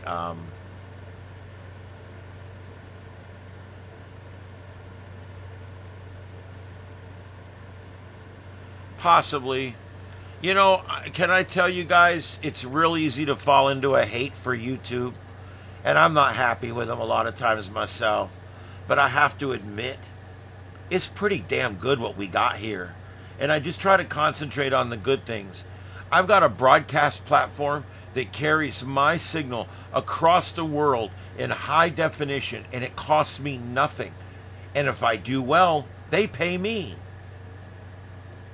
I know it's bullshit putting up with their copyright this and their frickin' infringement that and their terms of service up the ass. I get it. I completely get it. It's frustrating. I deal with it every 3 or 4 days. I have to deal with a copyright issue. There was 9 seconds of an Eagles song that was on a commercial that played on one of the other secondary channels that I deal with it, trust me. And I have to go in and trim that out and deal with it. But the truth is, again, I try to bottom line things. The truth is, YouTube is the biggest, the baddest, and the best broadcast platform that there'll ever be in the world. I'm telling you right now. It's the best one ever. Do you know what it costs to broadcast a high definition signal up to a satellite and send it back down to a network in New York? I mean, when you see what it cost for my TV station at work, they're a CBS affiliate at my work. We're a Fox affiliate. They're a CBS affiliate. Same building, same owners. Crazy as shit. I get it. But the point is at work, everything there is so expensive. Everything. We have big dishes and this and that. The truth is, I can broadcast my signal a lot further than they can. Everybody in the world can watch me right now. My videos are dubbed into all different languages and dubbed into subtitles for people that can't hear. And I don't know. I think YouTube's amazing. I'll never be totally happy with it because it's a pain in the ass. But I have been relatively happy with the changes. That webcam is really cool. Do you see what the one with the orange lights? That fog is moving through. Do you see that?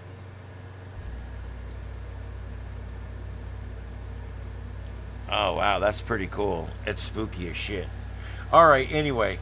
So I try to look at YouTube as the positive side of it because it's my broadcast platform.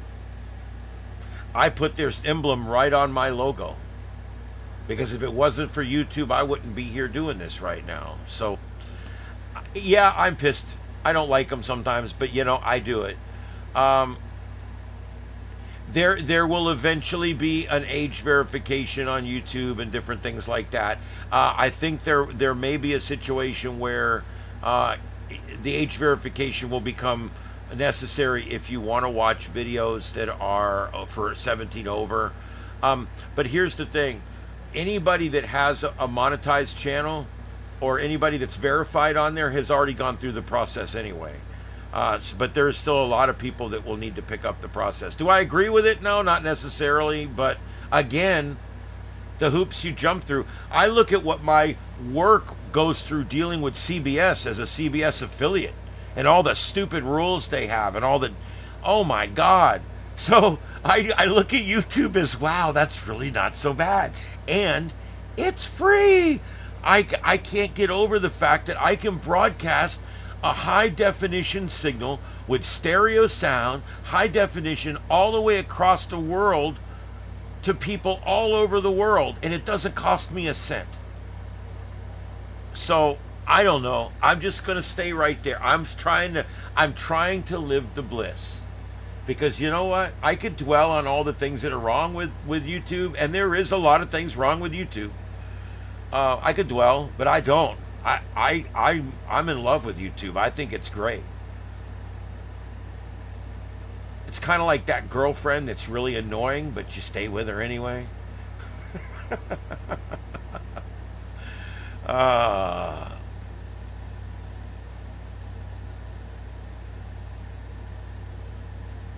Yeah, well, and truthfully, I don't want to do politics on here, but one of the reasons I don't do politics on here is because I would immediately be throttled anyway. So when you start doing politics on there, they begin to throttle you. I don't want any of that. I try not to ever. I try not to mention the D word and the R word that much. I try not to mention the names of our politicians that much on here because I'm not a political channel and I don't want to be dubbed as one. I don't know how Rumble works.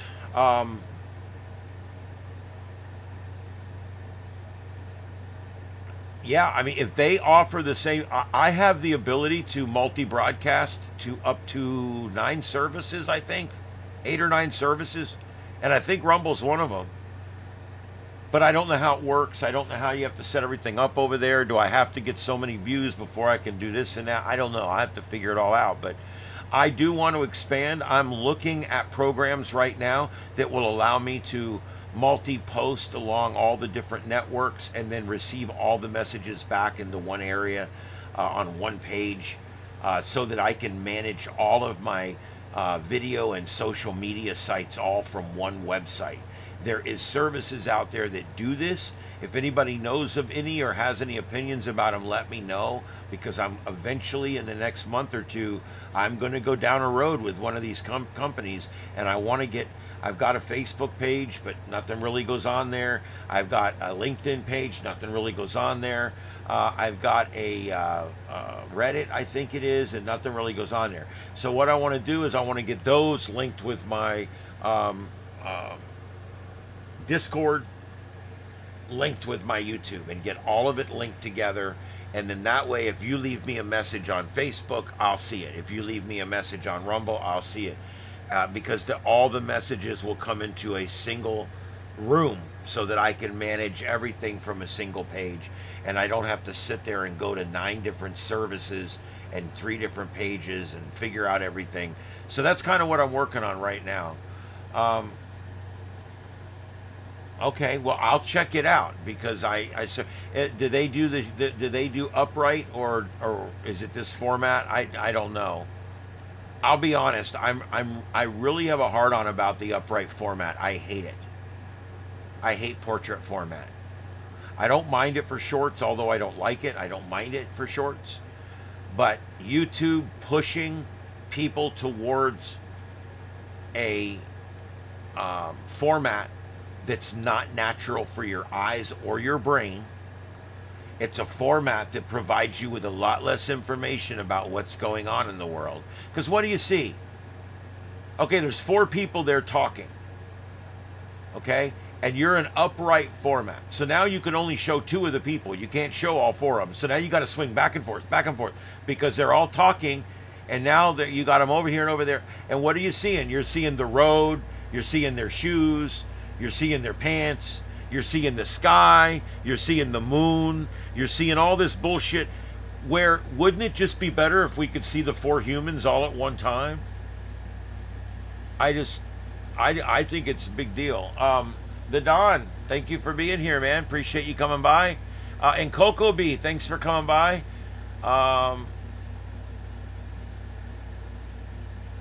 Coco B. Yeah, my luck doesn't work that way. They would abduct me, and I don't know what, they would do horrible things. But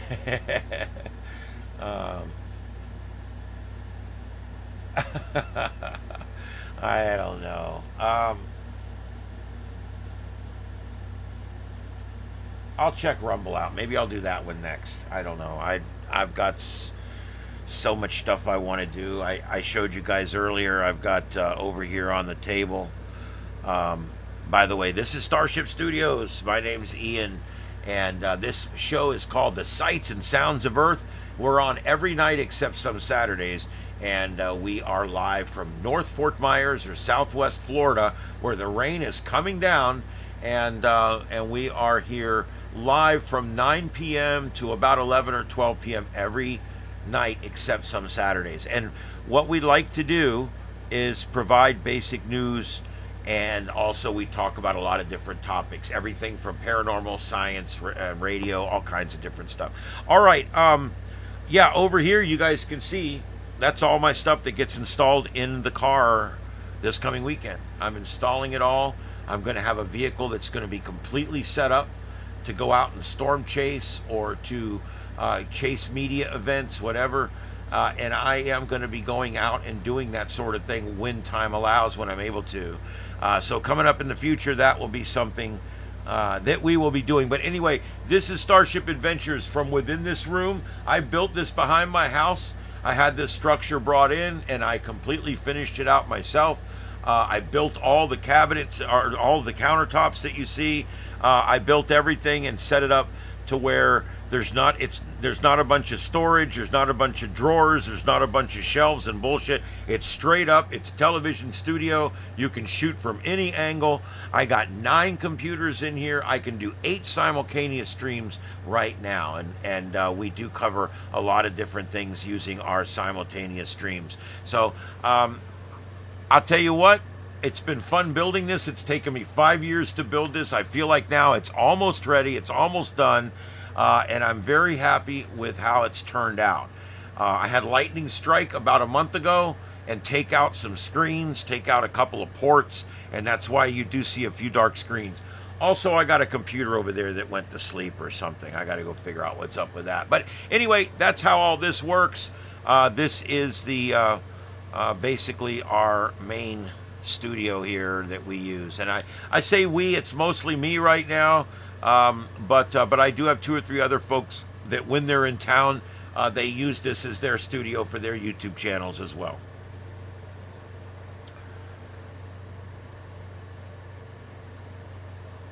All right, let's see if I can find anything else going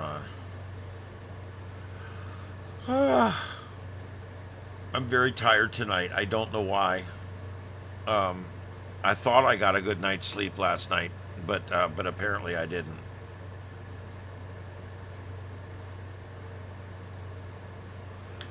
Now I got the guys driving out in Bakersfield. I could put that up here.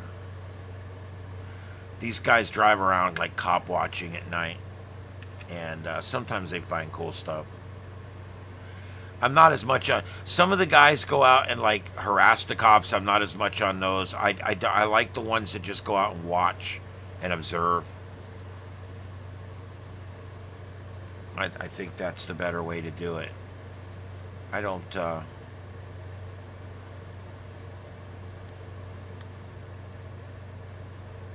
right.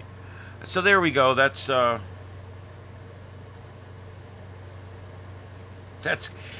channel's called Dad's Gone Live. He's got 879 people watching right now. That's crazy. But yeah, that's Dad's Gone Live. I subscribe to him. He goes out and does, general cool content, which I think is cool. All right, and the rolling world cam over here, I'm going to go ahead and reset that here. I'm only going to be on a few more minutes, but I was trying to find a few things here that we could cover.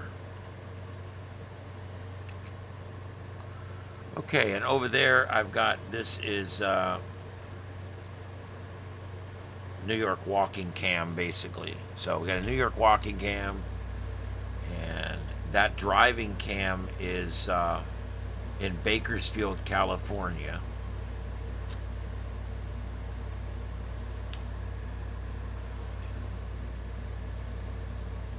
Oh, I got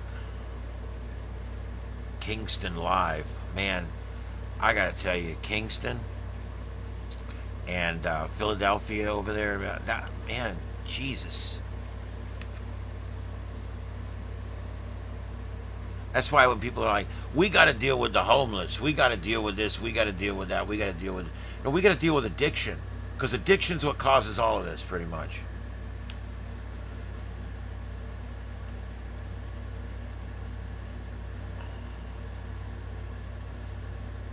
Yeah, the news is slow right now. There's nothing going on. That's why, like I said, I'm trying to find some live views of things going on. There is just not a lot going on tonight. That's why I said I'm going to cruise here in a few minutes.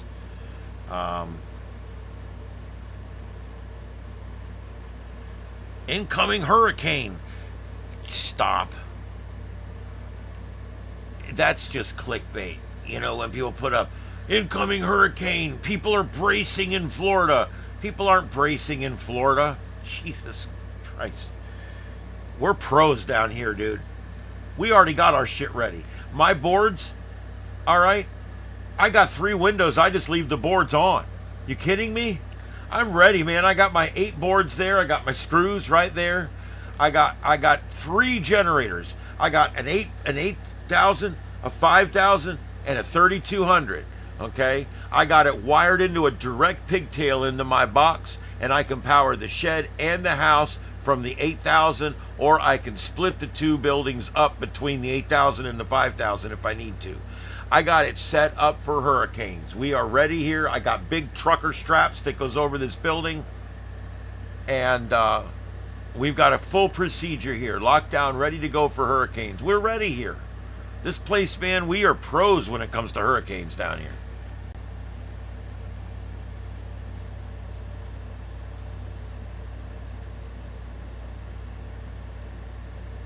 Frankfurt Street, huh?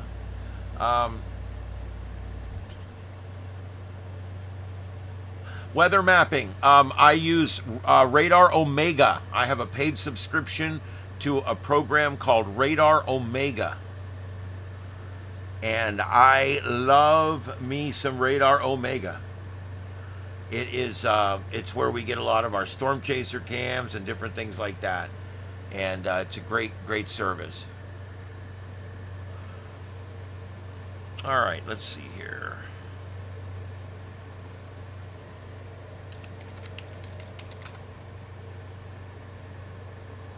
This happens, you know, when I first decided to start doing this every night, it was really busy. There was protests going on. There was mild rioting going on.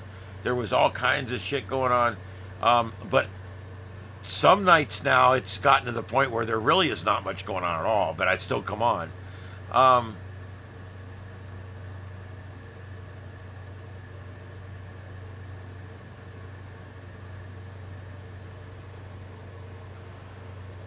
Let's see here.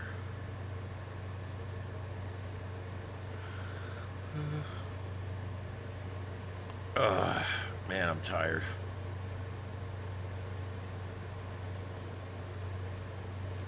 I hate listening to people that are yawning. And I sit here and do it to you guys at night. I don't know how you tolerate me. I'm insufferable. There's just nothing, dude.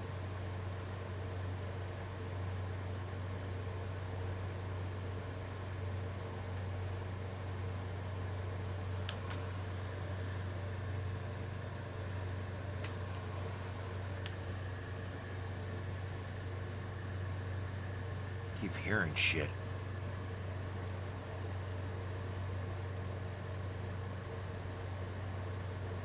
You know the good thing about having cats, another good thing about having cats, anytime in the middle of the night when you hear a big noise in your house, that's just the cats. Go back to sleep. I lived alone for a short time with no cats. And I've always had cats, but I lived alone for a short time with no cats, and I stayed paranoid, dude. I literally stayed paranoid because I had to get up and check every noise. Oh, well, thank you, Junior. I appreciate that. I've always been kind of the funny guy. I was the guy that used to come out, and every year at our awards banquet, I would come out and I would sing sets and do stand up. I've done stand up stuff. I've done a little bit of this, a little bit of that. The point is, I love to have a good time. My favorite thing in the whole world is to watch someone else laugh at my joke. I don't know why. I love making people laugh, and I've gotten used to making people laugh when I can't hear them laughing. One of the neatest things about my job at work is I produce, which means I don't have to talk unless I want to, and I get to sit there and literally just throw in the funny quips and the jokes, and you know, I finish his jokes and he finishes mine, and it's a lot of fun, and I really love it.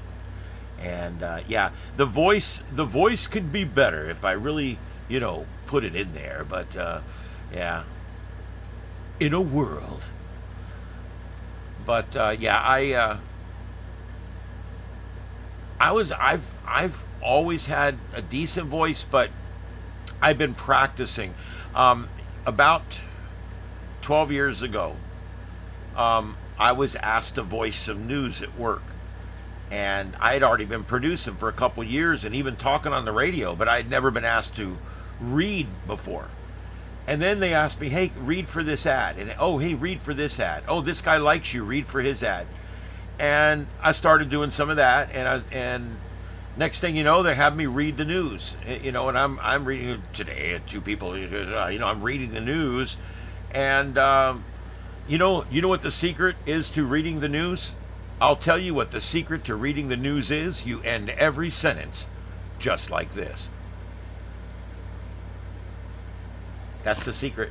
Okay, so anyway, what you basically, and then I finally started. They're like, voice acting. Can you do this? Can you do that? And I'm like, yeah, I do voices. I do different voices, and so it kind of just has manifested itself. And then I told my wife, I said, I want to do the big voice guy. I wanted to do the big voice guy. So what we would do is when we would drive around, I would read all the billboards. Vasectomy, call 1-800-vasectomy today. And I would just, every sign we would pass, I would read it. Injured in a car wreck, 17 million.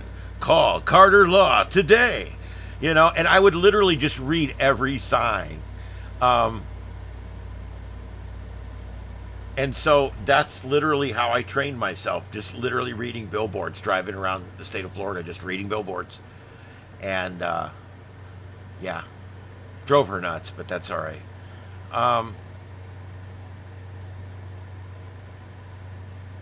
Yeah, it's bad. Anytime somebody starts ripping on the U.S., man, I'm like, you know what, dude? Pick another country you'd rather go to. It's really hard. I mean, it's just the best place to live. We literally are in the best place you can live. So anything beyond that, I think I can deal with. And that's literally how I'm having to live my life right now. When life deals me lemons, today, for instance, I bought that car over the weekend, right? I got in it the day after I bought it, and the air don't work.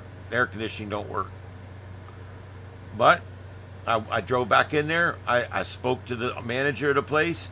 He shook my hand, told me he'd take care of me, fix the air, and it's all working great. It's one of those things. I just make the best out of every situation. It's not a big deal. I just try to look for the positive. It's hard for me because I'm a negative person a lot of times. I have to really, really watch myself and try to make myself be positive. It's difficult. America. That's right. We got that song at work. I wish I could pull it up. I don't think I can actually pull it up and play it. I don't know. Maybe I can. Hold on just a second. I don't know. Hold on. I don't know if I could. I don't think I could do this from here.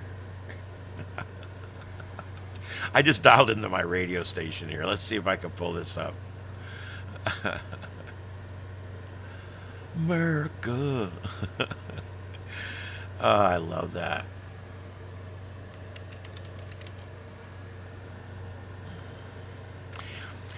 Yep.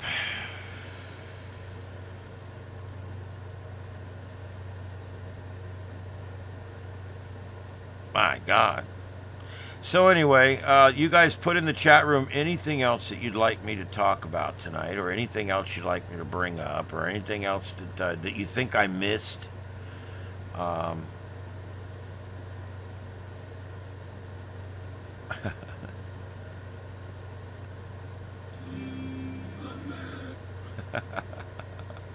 All right, let me see if I can do this here. I gotta switch the sound settings.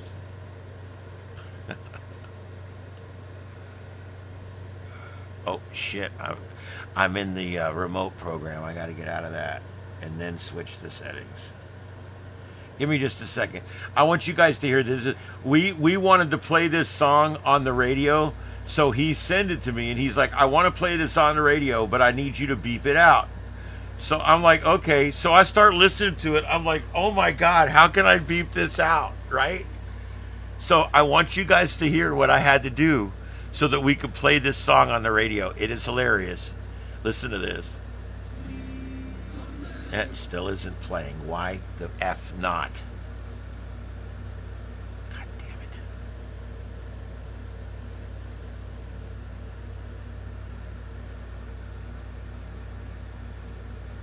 I swear. Windows does not handle anything well. It's kind of like the government.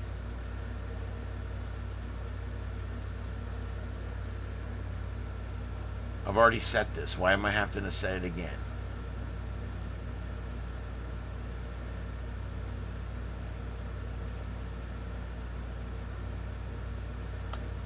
Is it not going to work?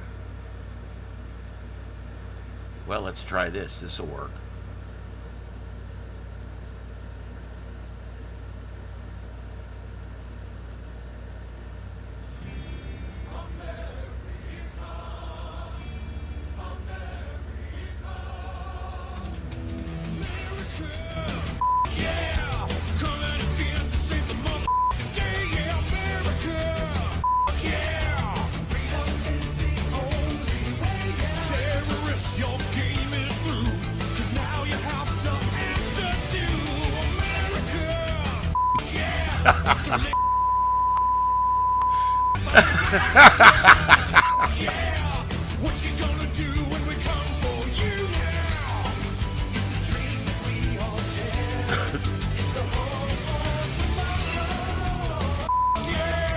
If you can't tell, this was made by the creators of South Park.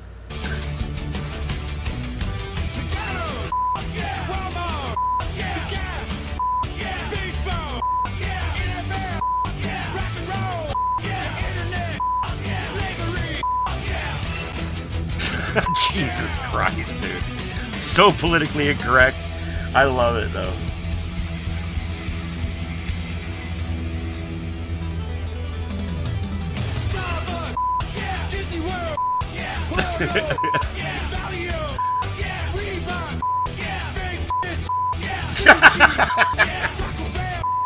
Taco Bell.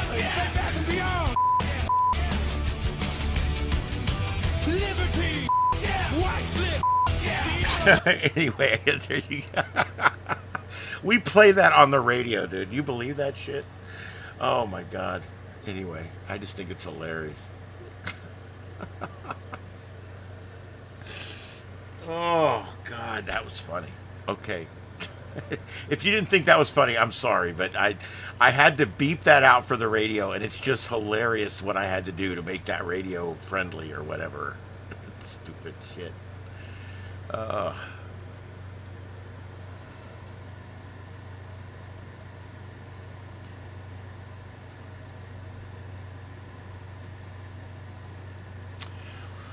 Well, there you go. Alaska's going to be busy this week. There's a lot going on up there.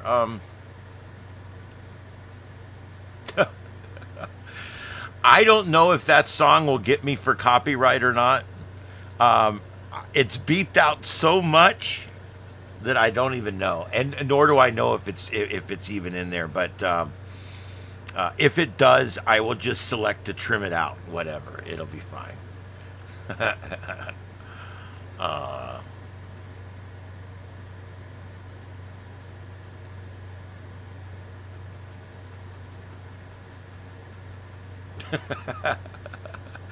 I love it. I bet. I bet Simplex Radio. All right. Oh man. Damn. All right, guys. Last call in the chat. I'm going to be going soon. I've been on over 2 hours now. It is 11:04 on the East Coast and 7:04 on the West Coast. And there is no severe weather anywhere in the country right now. That's why I've literally got the radar on here. We've got more activity here than anywhere else in the country right now. So there you go. We're watching here.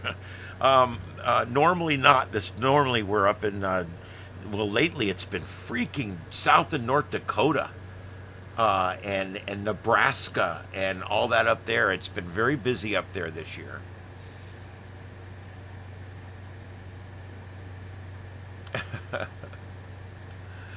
Laughter is the best medicine. I love making people laugh. I used to do this routine. I want you guys to picture this, okay? We would do karaoke every year. That was something we did. But instead we did serious karaoke where the guys would like literally dress up and come out looking like the people and acting like them and stuff. We would cosplay singers basically, and I would come out every year and sing a full set, and I would never break character. I did the whole thing as Garth Brooks. Blame it all on my root. I did the whole freaking thing, and I'd sing it all, and I had a guitar with no strings. And I would come out and I'd be strumming that freaking thing, and there wasn't a string on it. I used to just have so much fun with that. The guys thought it was so funny. LA Police Chase. Let me see if I can get that. Damn it. I think I have too many fingers. Maybe if I had 6 or 7.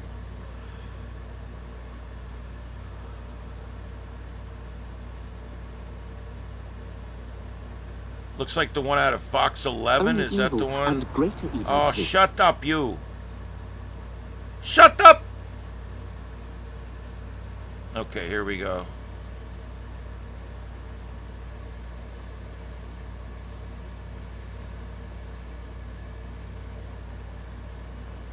Turn off that.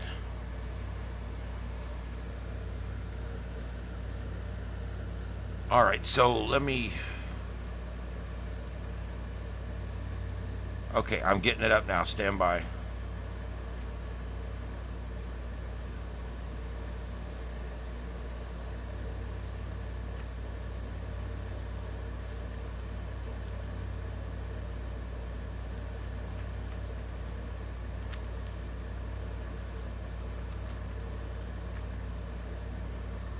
All right, there we go, guys. I've got it down in that other window there. That way it's not completely full screen, but we can still take it and watch it there. And you can see the location there on the top and the speed. Boy, it is dark out there.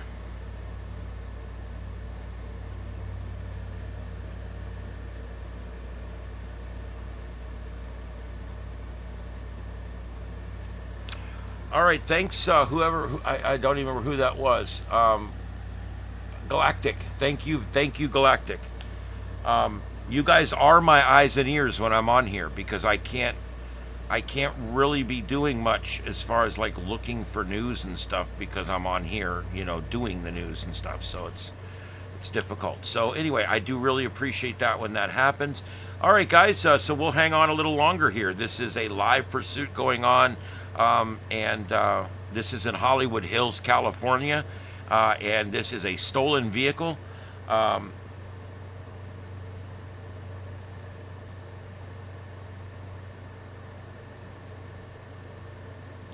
I'm not taking the sound. They're doing interviews and stuff with police officers and things like that. I'm not going to take the sound.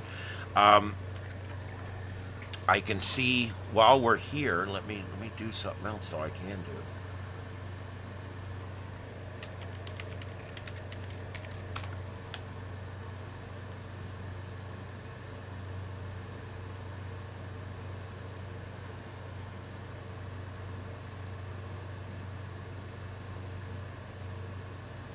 Okay, so let's go.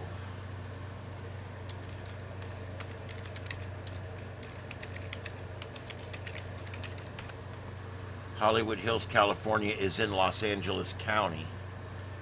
Well, that's going to be hard.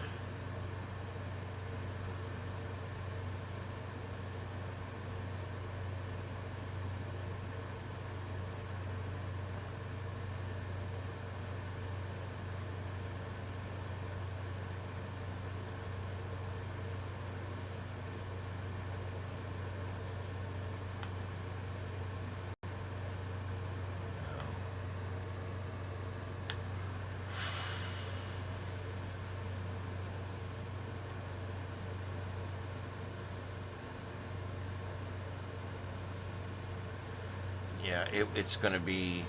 Let me see if I can find Hollywood on here anywhere.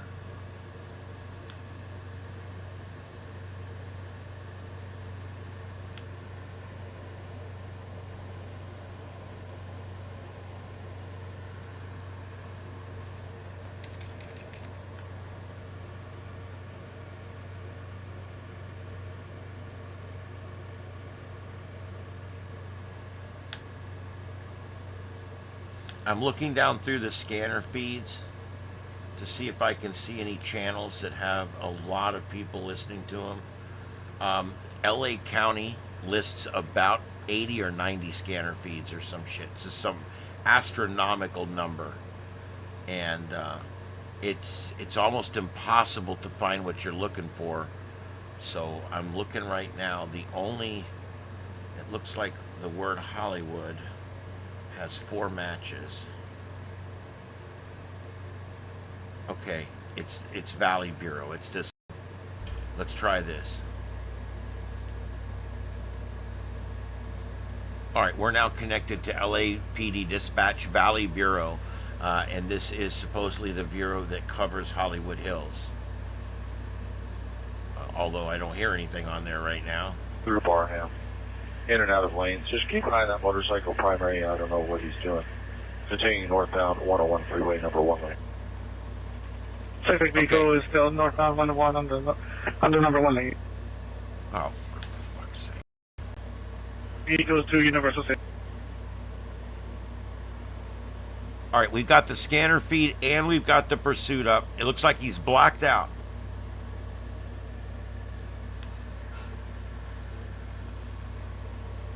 In sight here. Continuing northbound approaching Lancashire. Pacific vehicle is still northbound 101 approaching Lancashire. Building. For CHP. Unreadable. I will take full screen if it gets crazy. I'll go ahead. I've got my finger on the trigger here. Northbound through Lancashire. Northbound 101. One from Lancashire.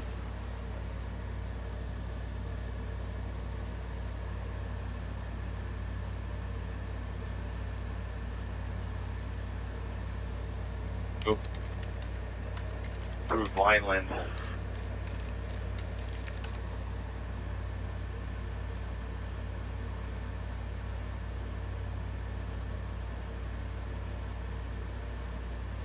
Pushing CHP to take over.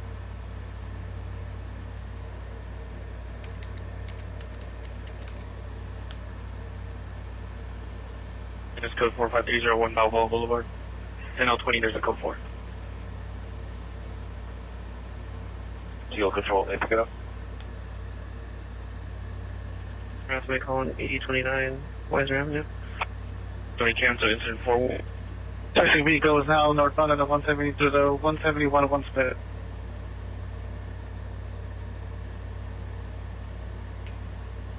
All right, guys, I'm not sure, but I think I've got 2 different choppers up on this pursuit.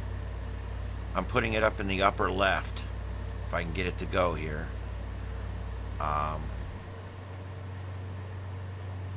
Maybe not. Read you.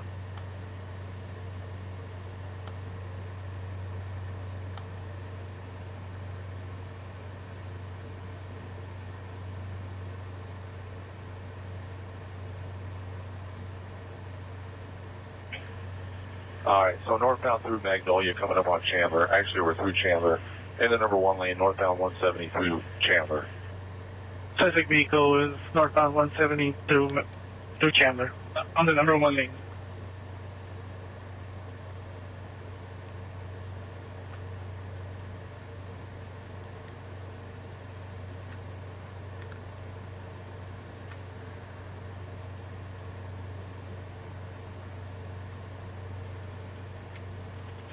Light traffic. How fast are you? Why is this not coming up? Pacific vehicle is still northbound on the 170 approaching Oxnard in the number 1 lane. Going about 85 miles per hour.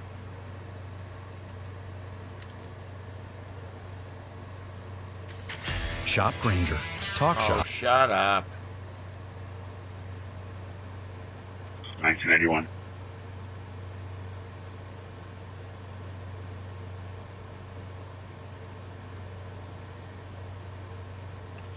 Vehicles northbound through Victory.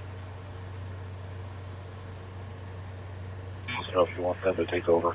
They're getting into position.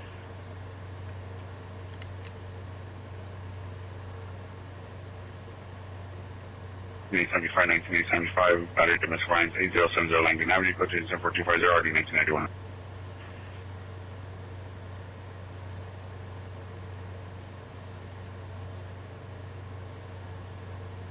Oh, for Christ's sake. Vehicle still northbound 170 through Sherman Way. 17070, 17070, come up.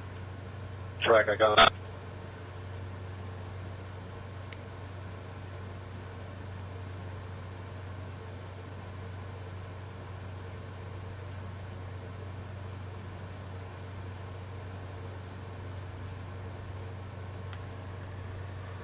Ah, damn it. Right behind the suspect there is that George 73.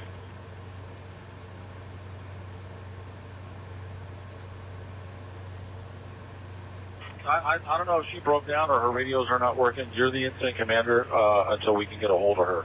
So you're the primary unit. Do you want CHP to take over? All right, we got multiple views here, guys. I got 3 different views going here. And then the guy in the center right, he's somewhere in that area too, providing on the ground coverage. 70 falls back on the senior officer in the primary.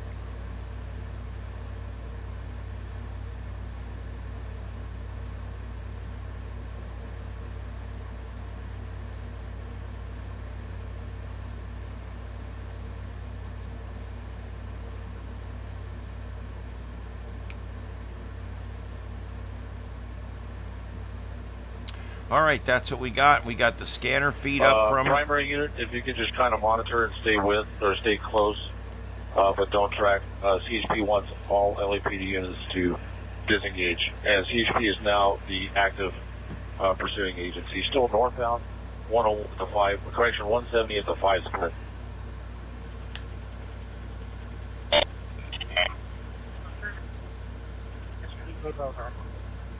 Hi, incident all frequency. CHP is taking over pursuit northbound 170 from the 5 split. All LAPD units back out of the pursuit. CHP is now taking over. CHP has it. Back off. Hi, incident all frequencies clear.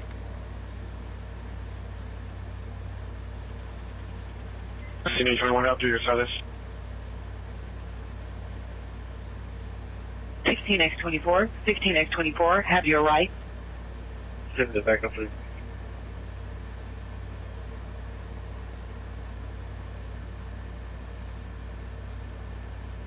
Need 41, 9x21, 9841, 9x21. Did you receive the cancellation to the pursuit? Panic 21 years. Code 2 and 74296 and order 1902.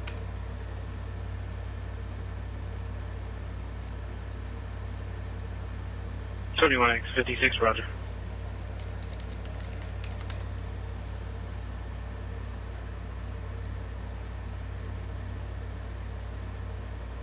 Nearby.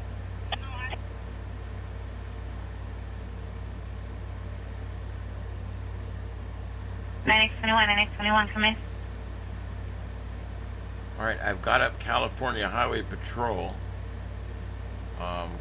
I'm getting ready to split them left and right. 472, do you want to stand by with CHP? They are now off the freeway. Onyx 66, can I get a secondary LPG, please, for owner's request?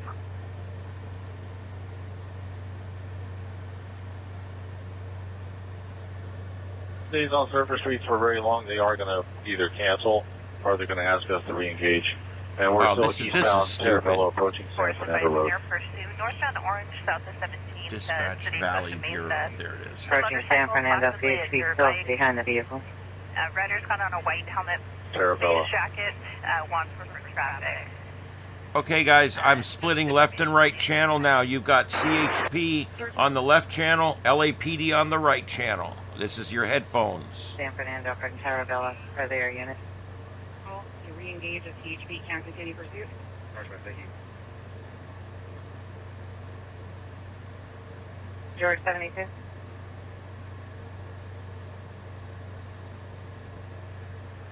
All right, he's eastbound Pierce from San Fernando Road.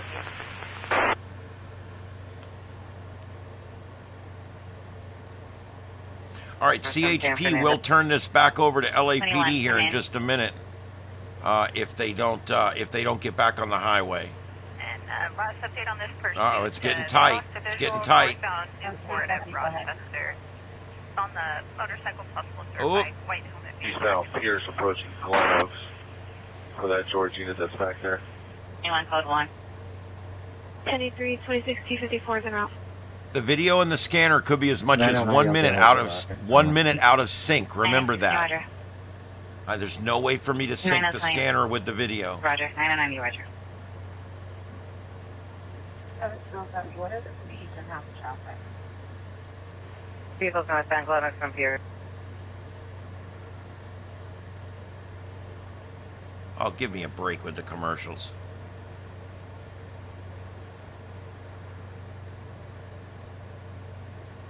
What's the deal? Not asking to take it over yet, but the CHP will ask for us to take over more than likely. Northbound Glen Oaks at Van Nuys. He's about 40 miles an hour, 35.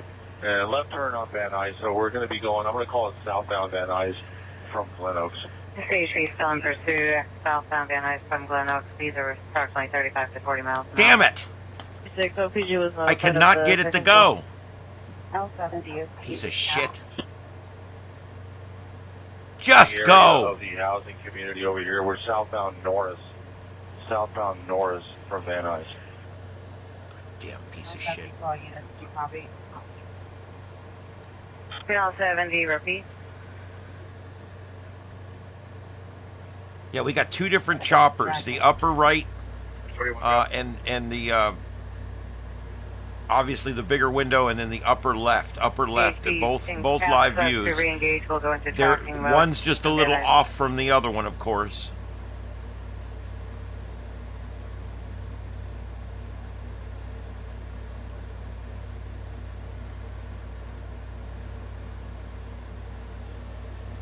Man, they don't have a lot of street lights in this neighborhood, do they? Jesus. Yeah, Devonshire and Foothill on the simulcast Air 3.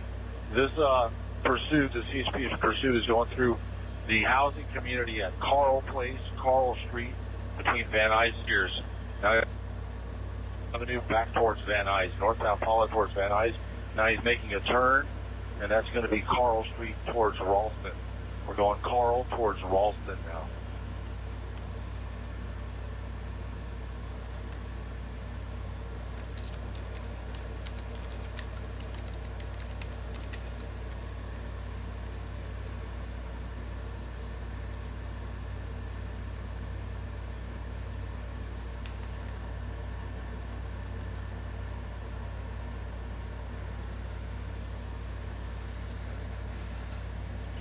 That was the car. Hold what you got. CHP is trying to work their way over here.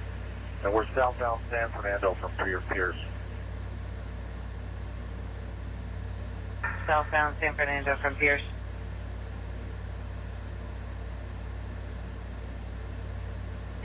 Shows the 6 chasing Catherine. 1 code 6 chasing Catherine. It looked like there was contact with that one car back there. This is dangerous. I mean, he's running high speeds, blacked out.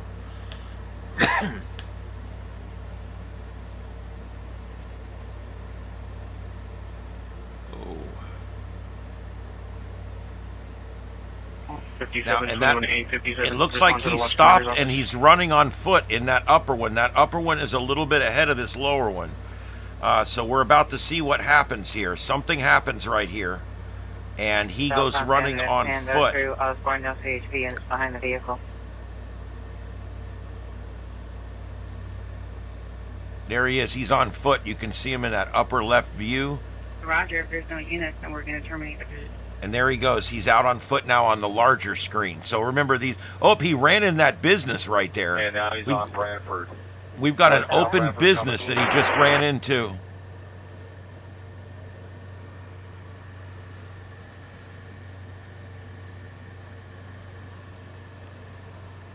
All right, thanks for being with us, guys. This is a live stolen car pursuit out of in San Fernando Valley, and we're actually in Pacoma, I think, right now, but I'm not 100% sure. He's trying to get us in the area. I got the runner running away from the vehicle, and now he's running into the business park area here. Okay, black lights, make a right turn. CSP, make a right turn, make a right turn. CSP, come over here to my light. Come right here to my light. Come right here to my light. I think you can TJ follow up en route to Mission Community Hospital. Okay, so the upper left is first. The lower view, the larger view, is next, and then the scanner is about 30 seconds behind. Just off your right side. He's got gray. It's black over gray.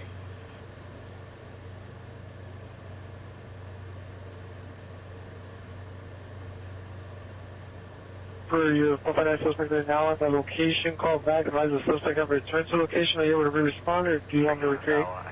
Bird exit the vehicle running into the business park now, black shirt, gray. Eastbound at Orangeburg, so approximately 0500 hours. Wait, do you respond?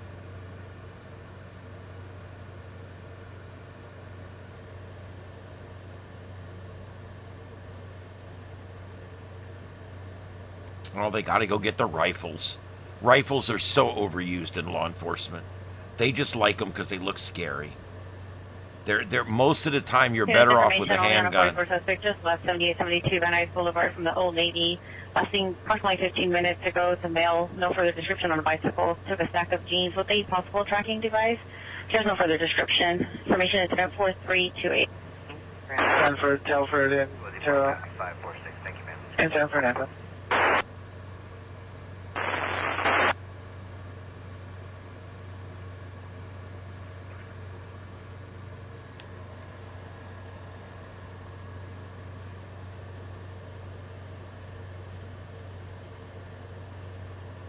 Roger, I don't see any exits either.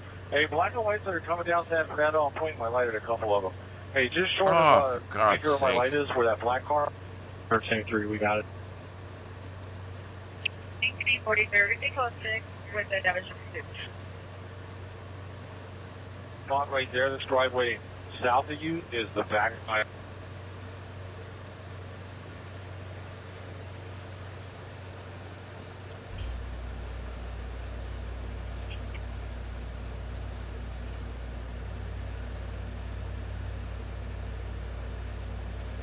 For Roger. Termination pursuit. 881 Roger, 16x24 repeat.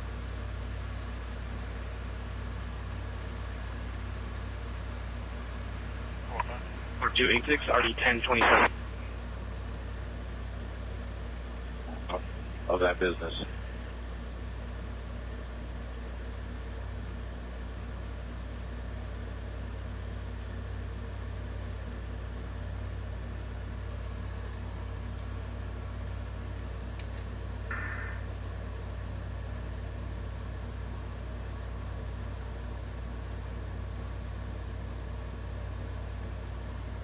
Oh, give me a break.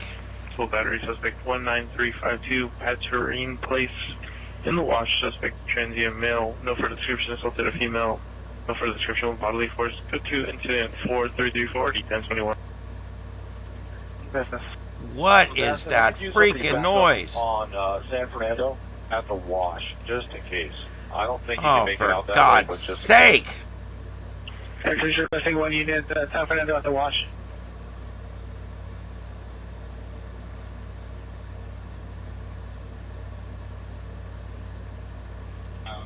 Through the buildings, possibly inside of the next unit. Bunch of There's freaking still no noise. exit. Only exits are on the run up gate. And okay, Raj, yeah, north of this boat by these white pickup trucks.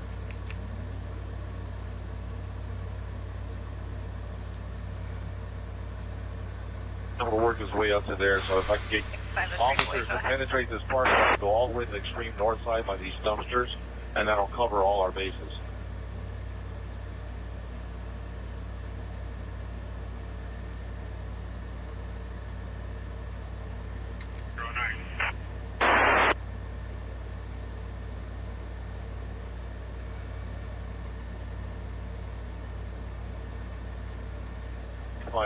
Like, yeah, hold that north side because these businesses might be connected, and he might have access to all these businesses to the north there.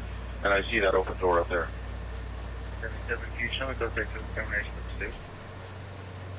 Ship, we're at the top, 963, how far do you want to penetrate? On a 2002 Mercedes 160160, Roger. showing registration expired August 16th of 24. Has some C's on file. It's pending for smog and additional fees. Here, there's no access inside pending from business to business. First of Brand Unless there's roof access, then or you would have First to be of on the roof Million once you out see of it. Santa Ana. But they said you can't go business to business. And are we getting a plan together? CHP is advising that LAPD is getting a team together. There's an article. Black and white there when all the doors are open. I don't know who that is though. Just a few miles, that's all, that's the few miles to me.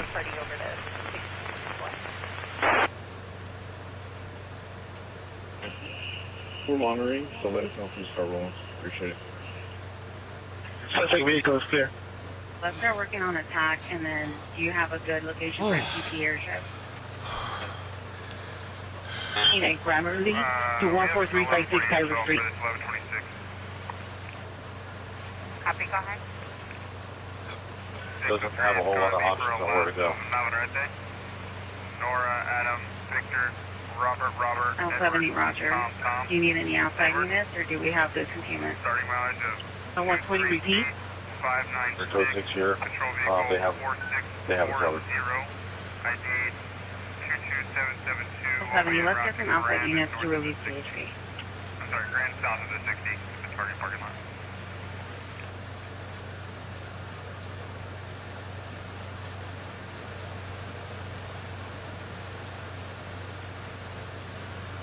If you want to download a YouTube video, there's plenty of websites. You just put download YouTube video and it'll come right up, and you can download it through a third-party site. You can also download MP3s. You can download MP3s directly as well. At the end of the pursuit. But yeah, if you're premium or whatever, yeah, you can download your stuff directly. It just started pouring here, guys. Pouring rain.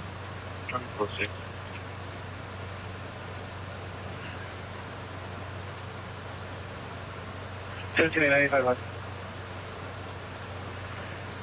Switch it to 41. He's on 41. The scene in the middle upper might be related. We're not sure. These guys were responding to what was going on where this pursuit started, so I'm not sure.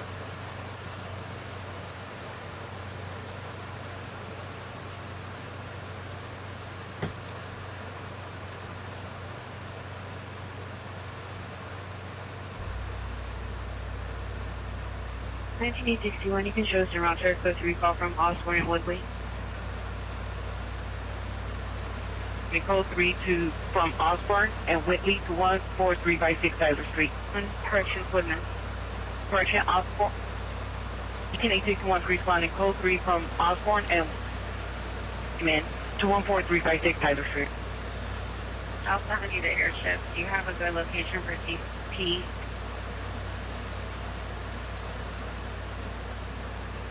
Airbnb. What?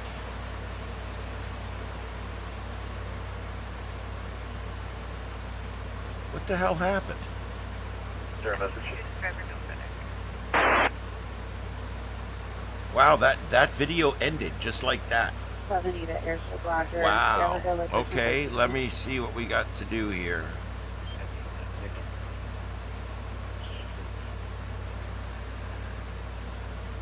Air unit, do you have a better location for a CT?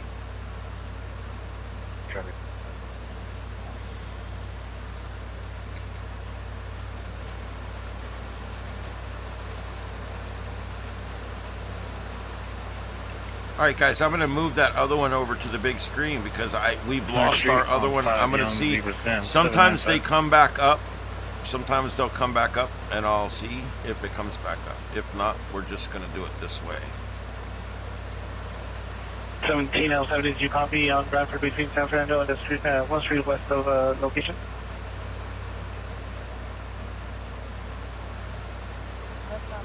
On San Fernando. 17L70, repeat.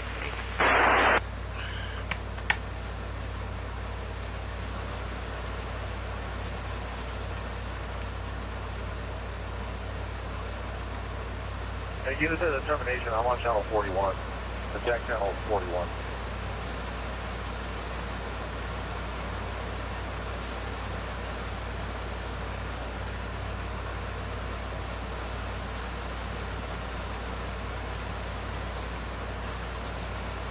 Sorry about all the noise, guys, between the scanners and the rain coming down on the roof here. It's all kinds of noise. Units code 6 at the termination of the pursuit at 12455 Bradford, switch to Galley tag 1, channel 41. 21, show me code 6 on the perimeter.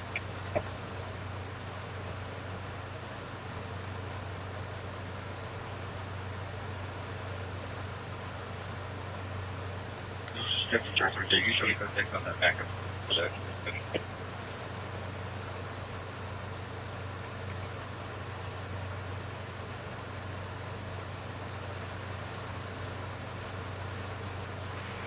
actually going to be en route to the Wiener Schnitzel. It's going to be on Golden Spring. Wiener Schnitzel.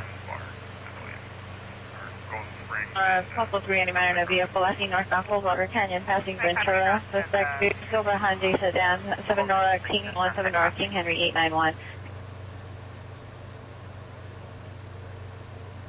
All right, that's the 2 views I got, guys. That's the 2 views right now.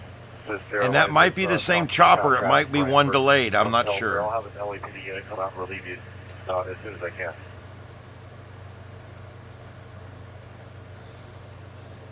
George 84, key showing code 614555, flight on a foot beat. 555 light on a foot beat.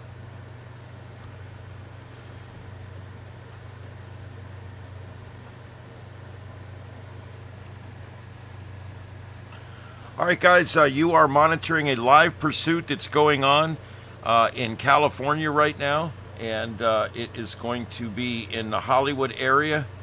And the suspect left the vehicle a short time ago and ran into this commercial business right here where you see the open door.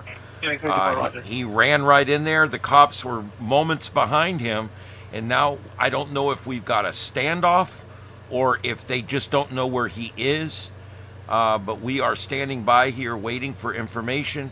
You are listening to the scanner. I've got this zone on LAPD up and this zone on California Highway Patrol up.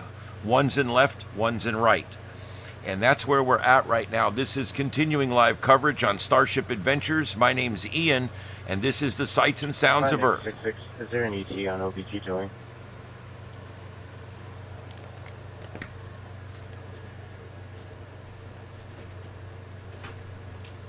Nine X66. 08 and R250. For the second tow as of 20 hours.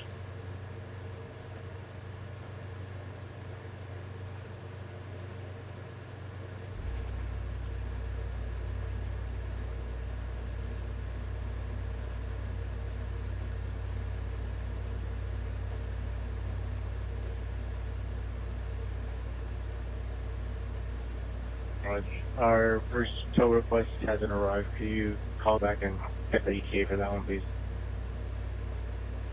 9 cancel incident 4368 1985 will handle.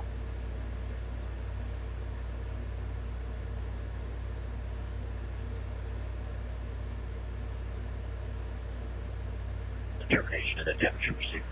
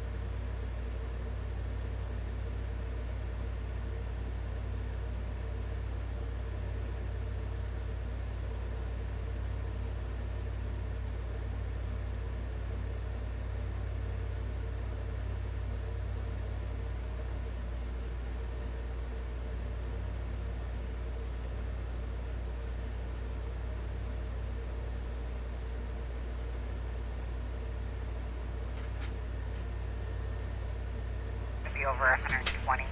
The silver Hyundai sedan. You put incident 4246 in our stack. 260, 56, you're on temperature.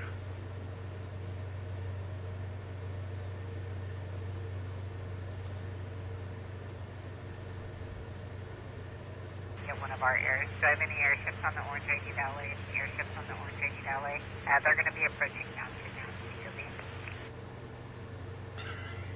It's 58 on the move.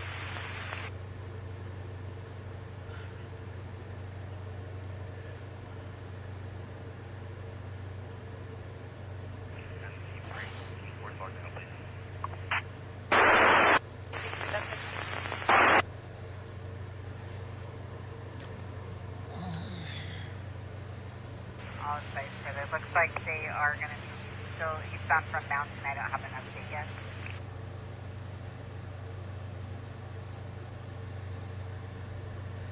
Pete, you're unreadable. North of Baker.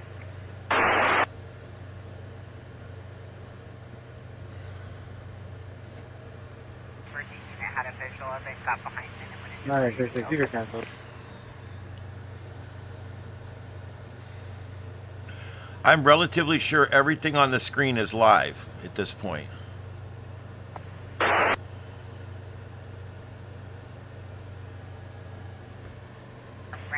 Looks like the Berkey units are behind it. They're going to be west on 210 and Berkey. 9X22, 9X22, are you clear?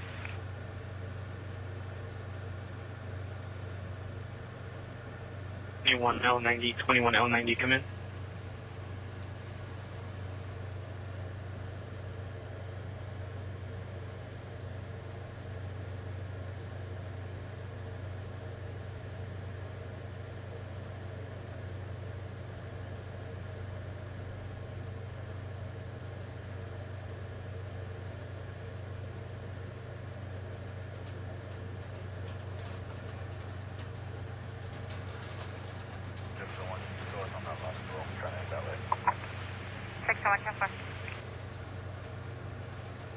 We've got even stronger rain about to come down here in just a few minutes.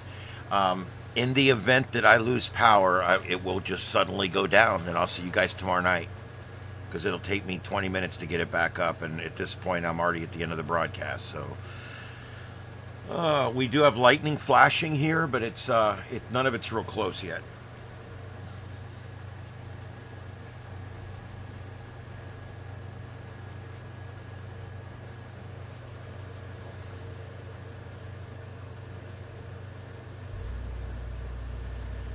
The incident number for the Pring in Sacramento or demonstration pursuit.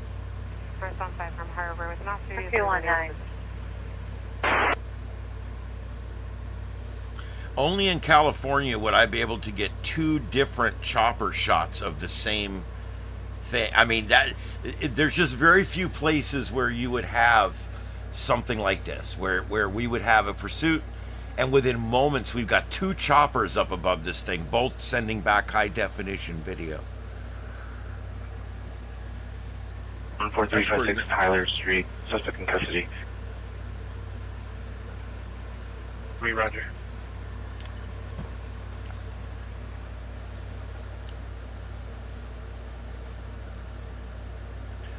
I mean, they're all still hiding behind the doors in the car, like they think he's still in there.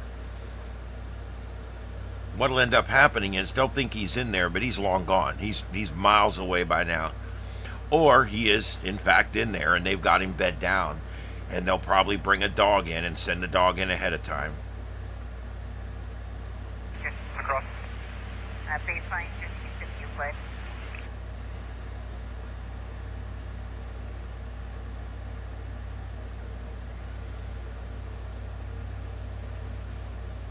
Whew. Well, we're going to hang in here a little while longer and see what happens. I was going to go off about 40 minutes ago, and then all this started. I was literally... some people even had said goodnight because I was winding it out. Yeah, it's pouring here. We've got another batch just about to come through.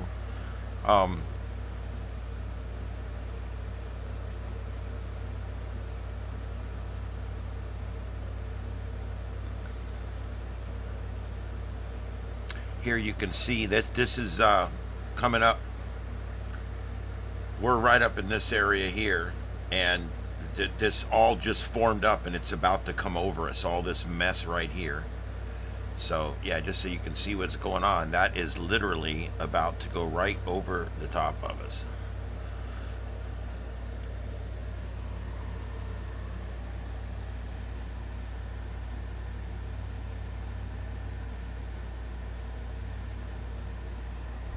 Well, I assume that's what we're waiting on is SWAT.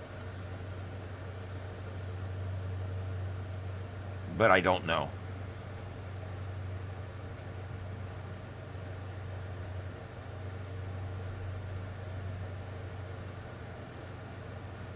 And there's something going on at that California protest, but I can't, it looks like they got an ambulance out there and they're maybe treating somebody on the ground there. Catch up. Can you forward it to Spring, please?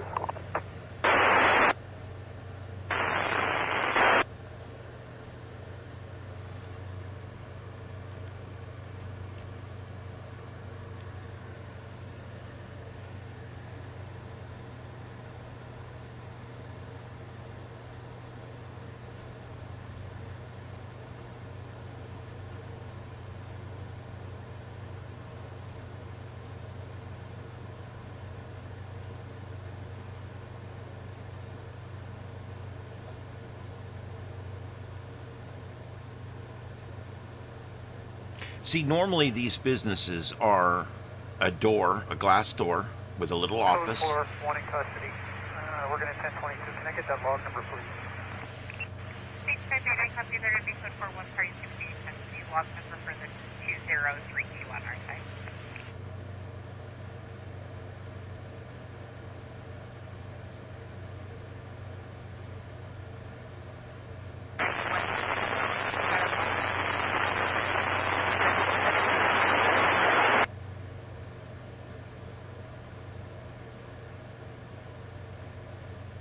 You can put us back on the 25 log and 210 601. Yeah, 310.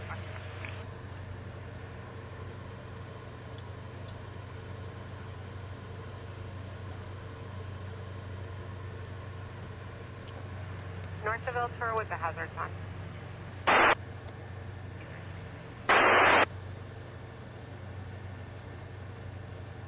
Yeah, it's definitely a commercial area. These places have a little office and then like a part where you can pull in and work on vehicles. They're made for like small shops or small air conditioning companies where you'll have room to put your stock in there, maybe have a little office for your secretary. What routinely happens with these is they'll start connecting them together, and before long you'll have 4 or 5 of them all connected into one big one. And that might be what is going on here, is he ran in there, and it might be big in there. They might have opened it all up inside there, who knows.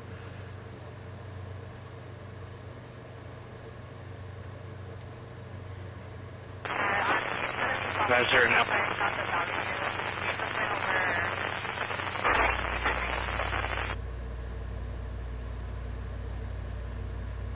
Boy, that CHP scanner is terrible.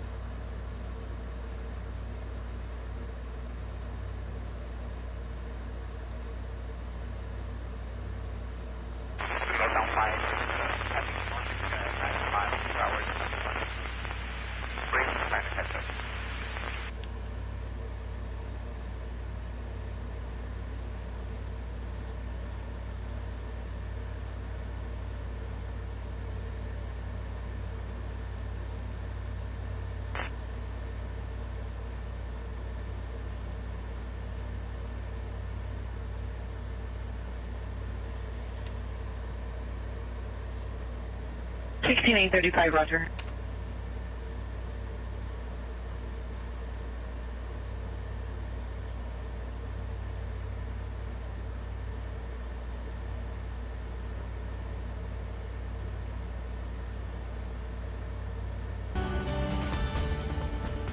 Arizona. Whatever.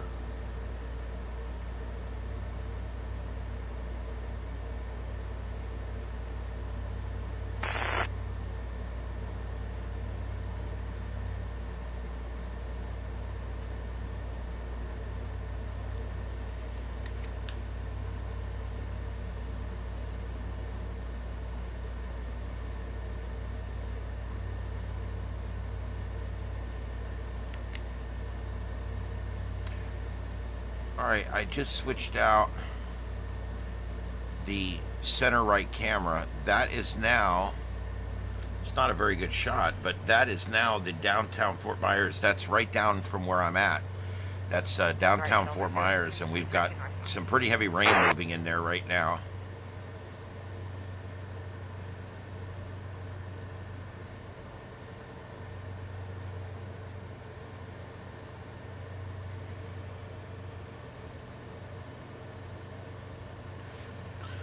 Wow, this is like watching paint dry.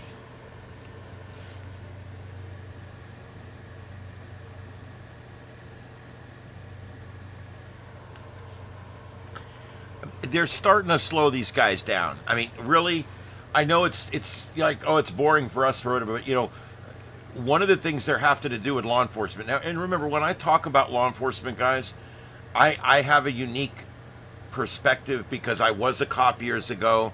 I also report on cops now with the media, and I've seen all aspects of law enforcement, and I'm a retired firefighter, so I've seen a lot of it, and I see kind of how it goes. And one of the things they're trying to do right now is get cops to slow the F down, okay? When we get there, it's not necessary to immediately rip people out of cars and throw them on the ground and mace and taser. And what they're learning is if we just slow down, maybe bring up a different officer to talk to them, explain the situation, you know, what they're finding is most people will be cooperative if you give them the right circumstances. And it strikes a balance because they do have to comply. They do have to do what they're being told. They do have to provide the things they're being whatever. But the point is if law enforcement just slows down, takes the aggression down a notch, de-escalate the situation, a lot can be achieved for that, and that's better for the community as a whole.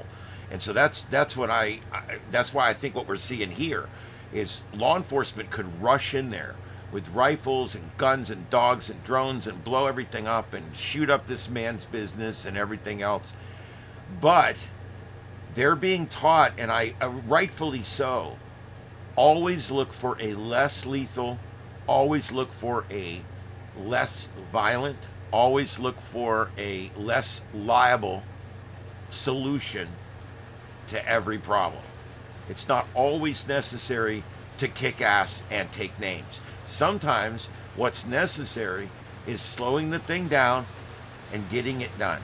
That's what's best. Yeah, it's pouring downtown now, and it's starting to pour again here.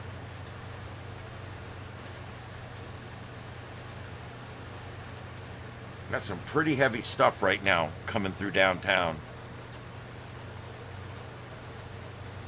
I wish somebody was there I don't know if there's anybody there to turn the camera. It's 11:55. I mean, the 11 o'clock crew went home. So literally the only people at the TV station right now, there'll be a few overnight people at the assignment desk monitoring things, and there'll be a few early reporters that are in working on stuff for the morning. And then the morning crews will all start arriving in the wee hours to start getting ready for the 4:30 a.m. start that they have. The station I work for has two different primary channels. They've got a CW channel and they've got a CBS affiliate channel. And the CBS affiliate channel is the legacy channel in this state, in this area. It was the first TV station in Southwest Florida. And they have news that comes on at 4:30 in the morning, and it goes all the way until I think 10 o'clock. Then it comes back on at noon to 1. Then it comes back on at 4 and goes all the way to 7:30 or something. And then it comes back on at 10 and goes until 11:30. It's a lot of news. That newsroom is going 24 hours a day. It's kind of crazy.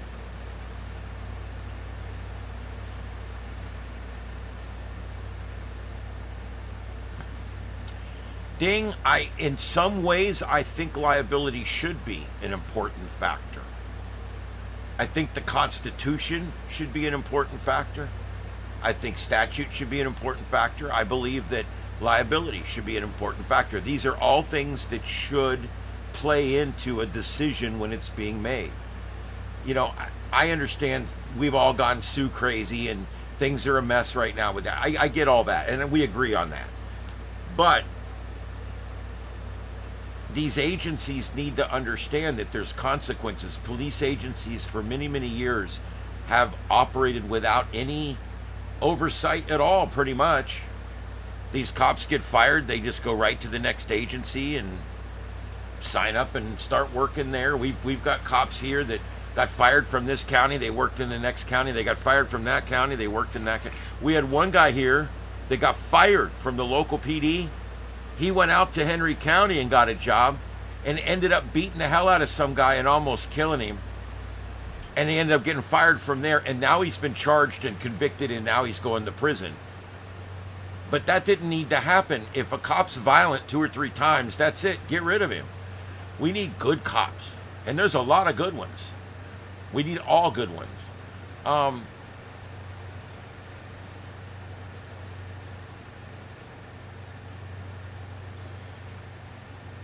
Yeah, again, it's not, these cops, they believe in absolutes. If they tell you to do something and you don't do it, they start swinging. And it can't be that way. They have to go back to being public servants. They have to go back to understanding their role in our community. And, you know, when I was a firefighter and a cop years ago, back in the 90s, it was very different back then. We were very community focused back then.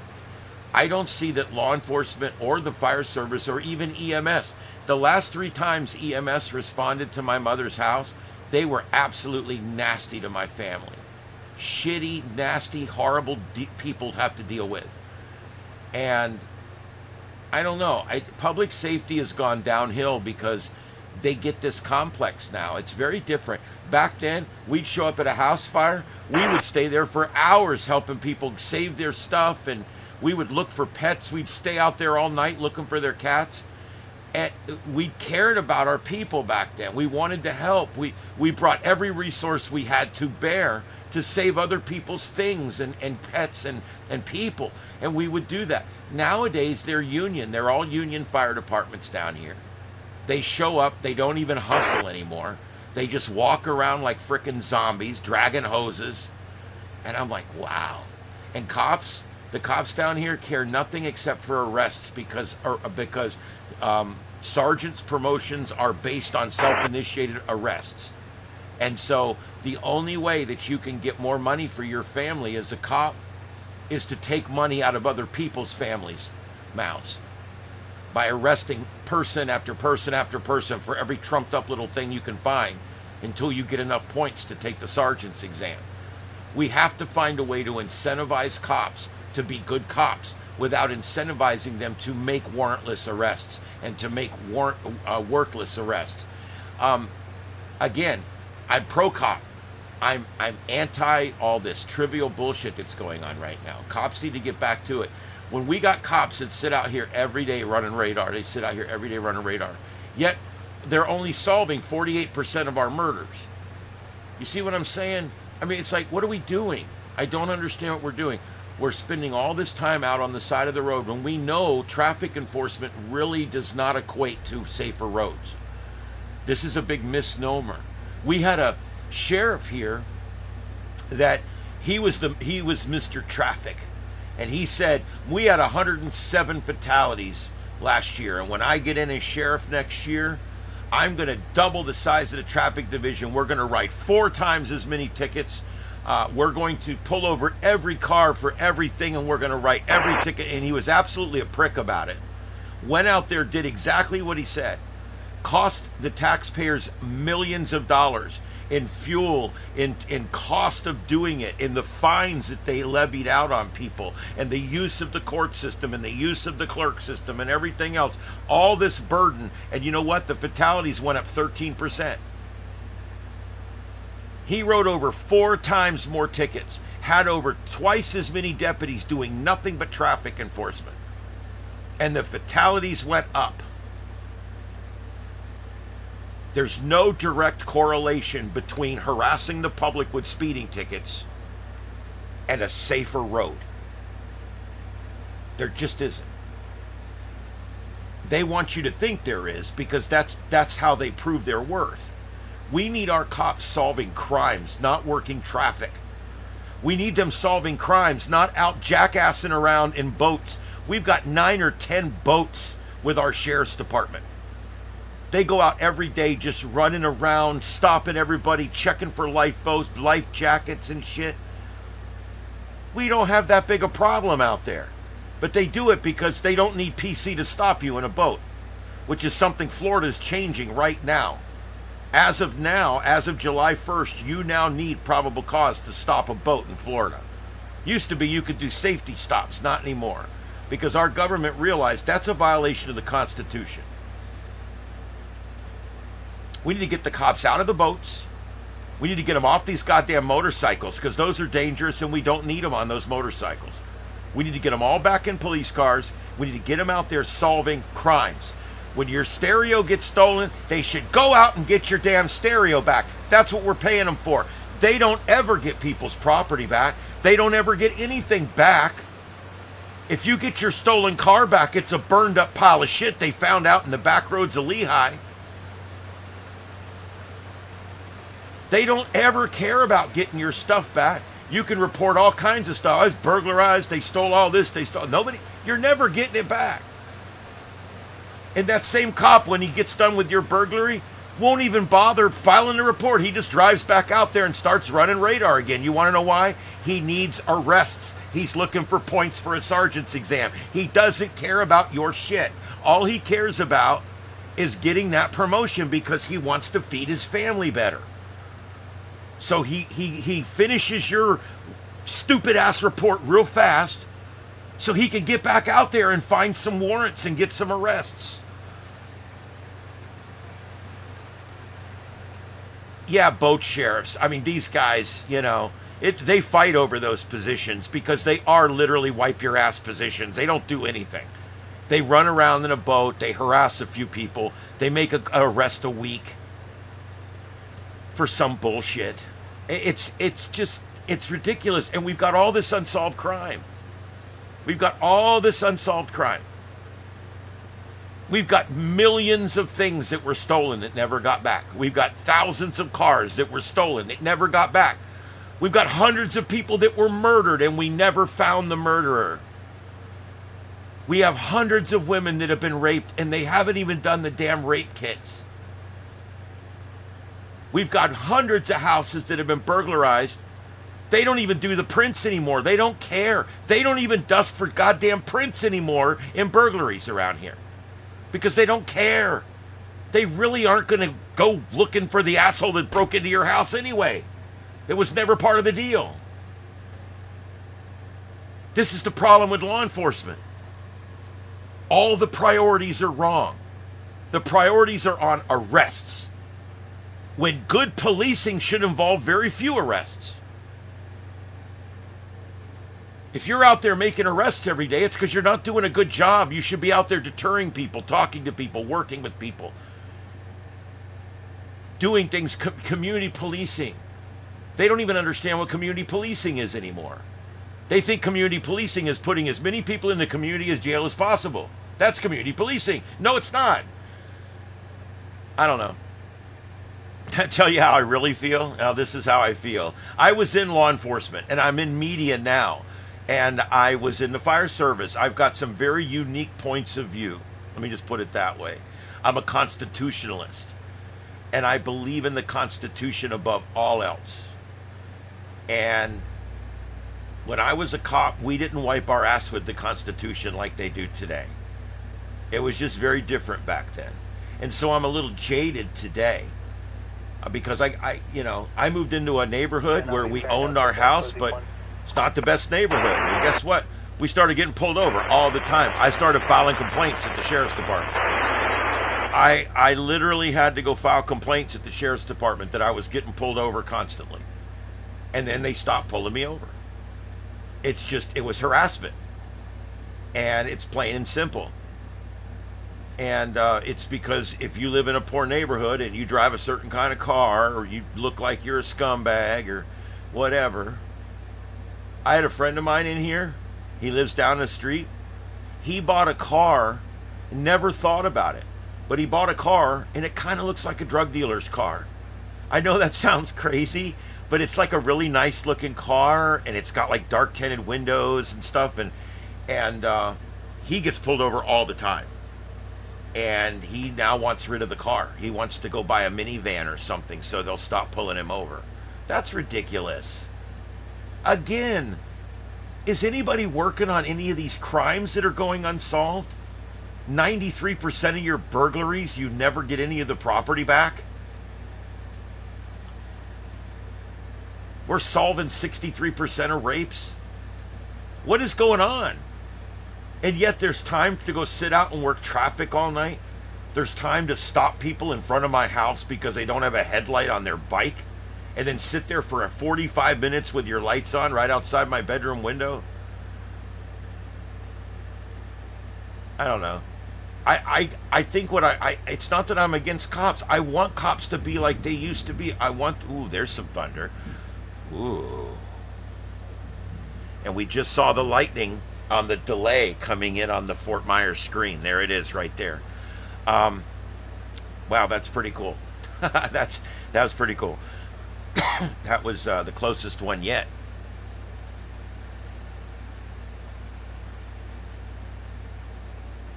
Grandma's New Yorker was a prime suspect car. Yeah, it probably was.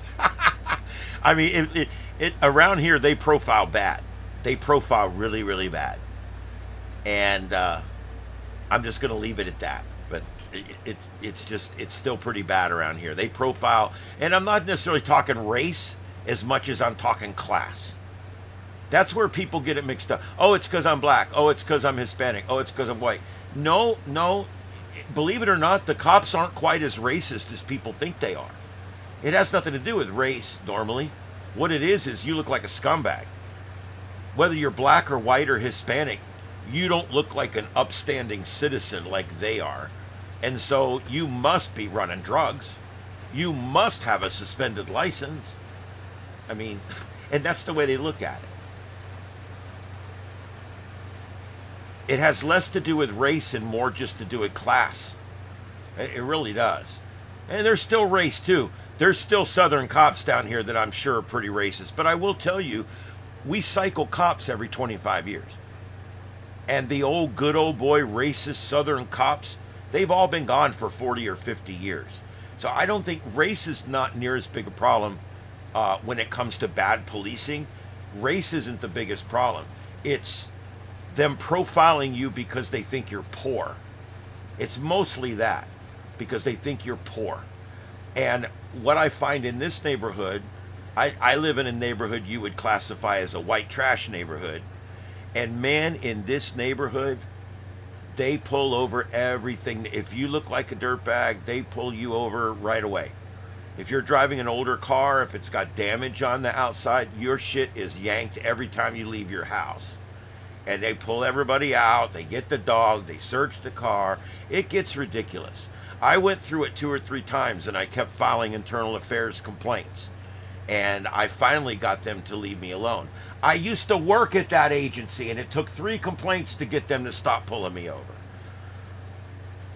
It's disgusting, but we need these guys. We need them. We need them out solving crimes. They don't do that anymore, really. If you think about it, they really don't solve crimes. All the things they could do to solve crimes, like find burglars and get property back and find stolen bicycles that children have been, their bike gets stolen. You call the cops and you report your child's bike stolen. Do you know that they don't do a freaking thing? It gets entered into a computer. That's it. Your Cadillac gets stolen, entered into a computer. It'll turn up on a tag tracker somewhere. We'll find it. But there's no active investigation. It's not like Hunter on ABC, okay? It's not like any of these police shows that you're used to. They don't go out and look for your shit. They don't ever do anything to help you. If a cop's asking you questions, it's because he wants to arrest you. Because he needs points for that sergeant's exam.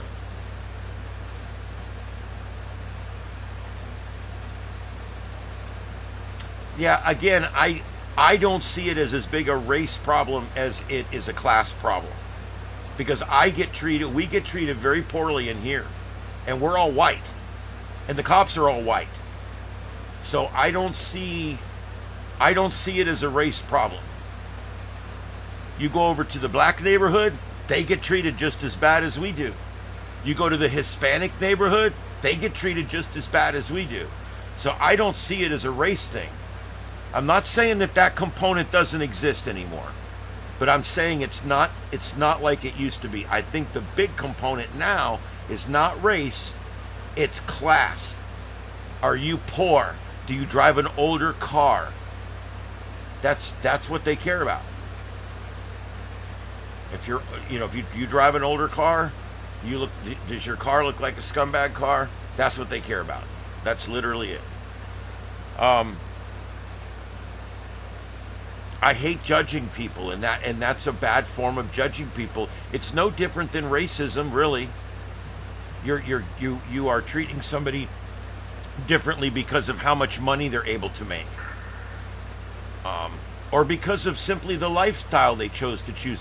Mr. Babcock owned 1/3 of Charlotte County. He had the biggest ranch in Florida at one time.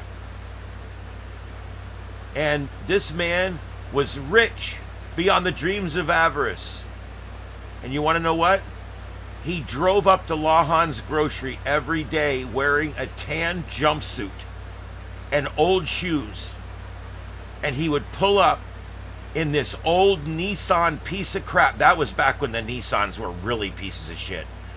And this old truck that was just barely running. And he'd come pulling up and he'd get out. And he'd go in and he'd get his biscuits and gravy and his coffee. And he'd stand there and talk to us, the commoners. Hey, Mr. Lawhon.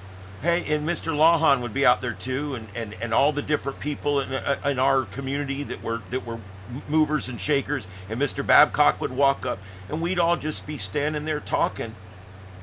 And you'd never know that man's rich. You'd never know it. He'd help us out at the fire department. He would do stuff with us. He was a great guy, but he looked like a scumbag, an absolute scumbag. And I kept thinking, one day he's going to get pulled over and they're going to give him a real hard time because he looks like a scumbag. And they don't realize that he's one of the richest people in this area. And so that's another reason why I really don't like the classism.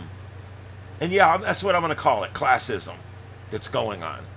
And that's where people get treated simply by the way they look or the way they dress or the car they drive. And that's what's going on right now. Are they having a car show after the chase? I don't know. I'm getting ready to shut this down, guys. I agree with law enforcement slowing down, taking it methodically. Let's stop shooting everybody. Let's get back to where we're talking people off the ledge rather than telling them to jump. Let's get back to the point where we're actually going out every night with the goal of making the community better instead of the goal of being promoted to sergeant. Yeah. Okay, so let's see. Last call in the chat room, guys. We'll give it a few more minutes here, but I'm getting ready to call it. I don't know what's going on here, but this has been going on for some time now, this standoff. I love how we're watching one chopper from the other chopper. And then there's another chopper watching that chopper from the other chopper. Oh, here comes a car coming in, all sneaking in.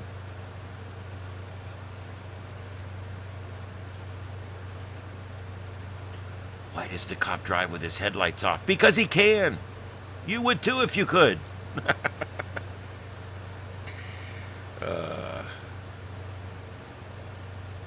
See, they probably think he's back there somewhere. He must have got out behind that little building right there.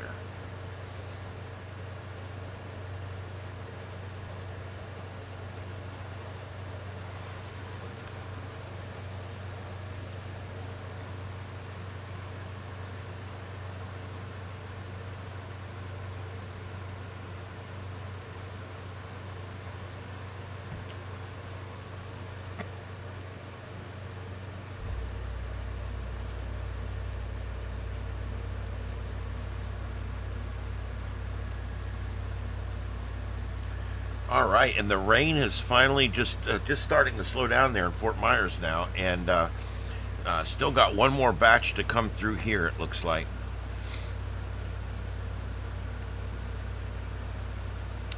And it looks like there is still a little protest going on out in Los Angeles. It's one of the video captions there said this was a 24-hour protest, so take that for what you will.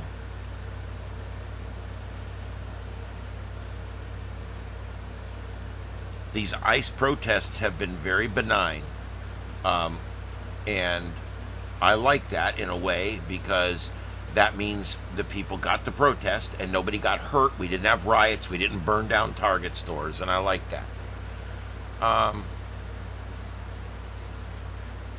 I want people to be able to protest, even if I don't agree with what they're protesting with.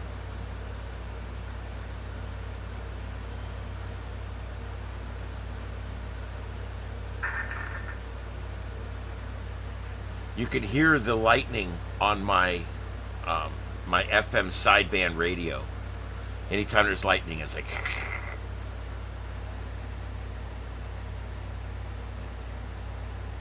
Yeah, I've got some good stories. I'll be glad to impart.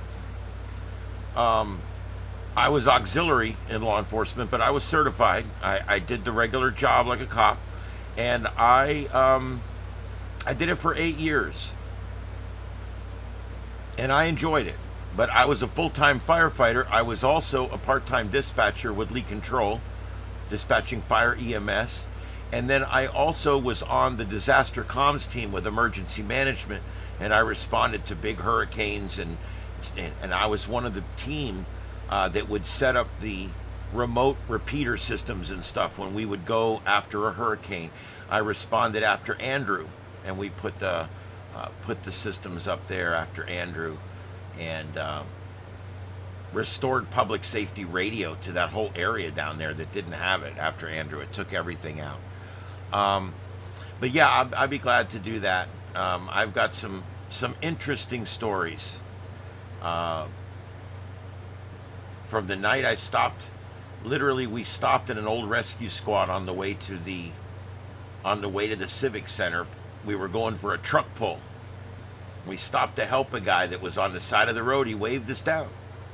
And as we pulled up, he put a gun in my face. Yeah, I'll tell you all about that one. That was a good one too.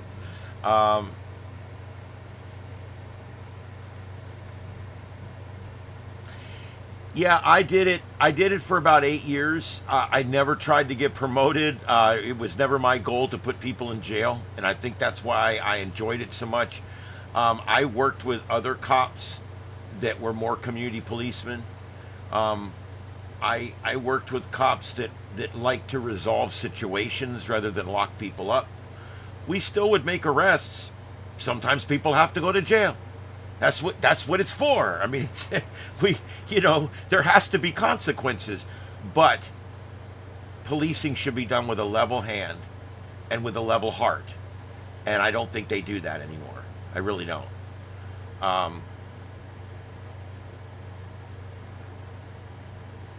No, I was in Florida, what they call a special deputy.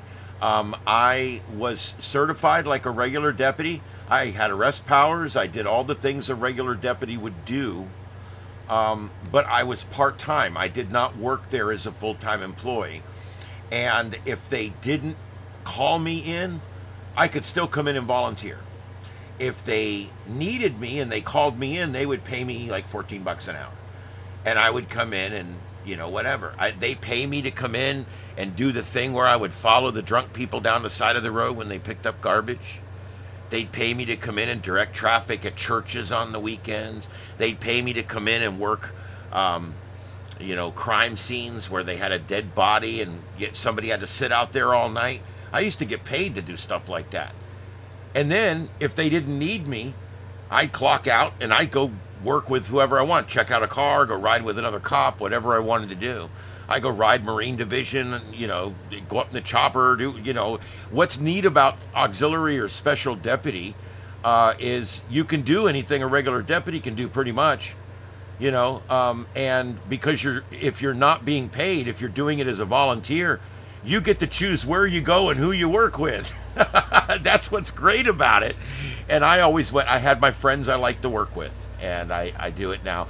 The guys I used to work with, one of them is a sergeant in this area, and the other one is an aviation sergeant. He flies the chopper at night. So my two buddies that I used to work with a lot, these two guys I worked with mostly all the time, are right now at the end of their careers getting ready to retire. So there you go.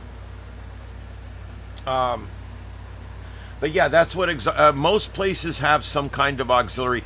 Now, don't get it mixed up with like Citizens on Patrol. We have that here too. What we call, ooh, that was close. Yeah, and you just, we just saw it in the, there it is in the one from Fort Myers. And here comes the heavy rain.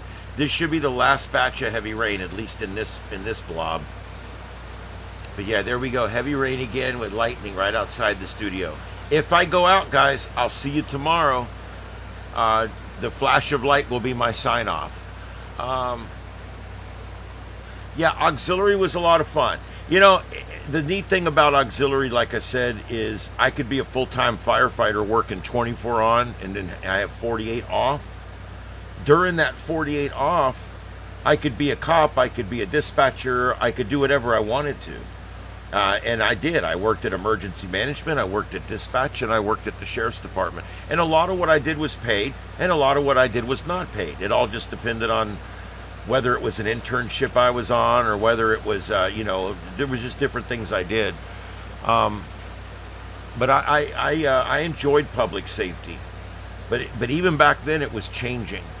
The unions were taking over the fire department. The fire departments were no longer doing any of the philanthropy that they used to do.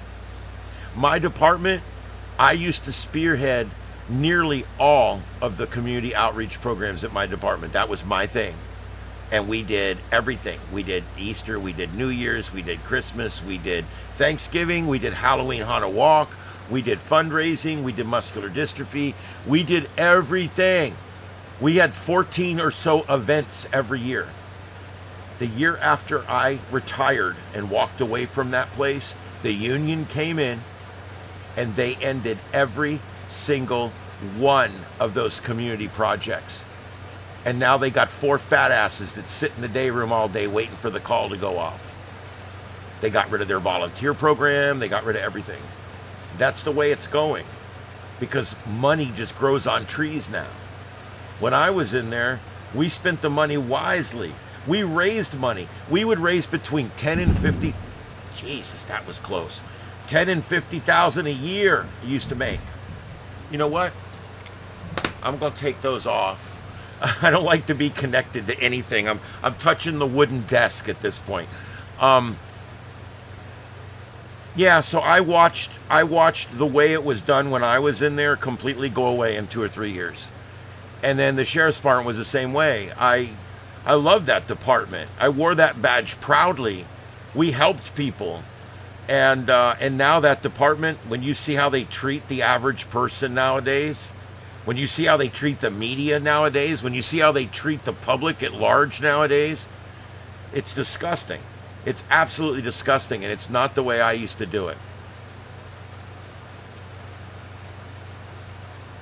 So yeah, I guess the answer is auxiliary is all of those things. It's a volunteer cop. It's a substitute when they're shorthanded. They can call you in, and yeah, it's on call for big emergencies. Yeah, we did all that. They wanted me to try out to be on the SWAT team because they were looking for medics. And there was 4 of us that were firemen and cops. I was one of 4 guys that was a fireman and a cop. I was too fat for that. I could not do it. I'm like, are you kidding me? Are you kidding me? You guys are so much more fit than I am. One of the guys did. One of the firemen, he joined the SWAT team, became a SWAT medic, which I thought was really cool. He's an auxiliary cop, but he's a SWAT medic. So yeah, pretty cool.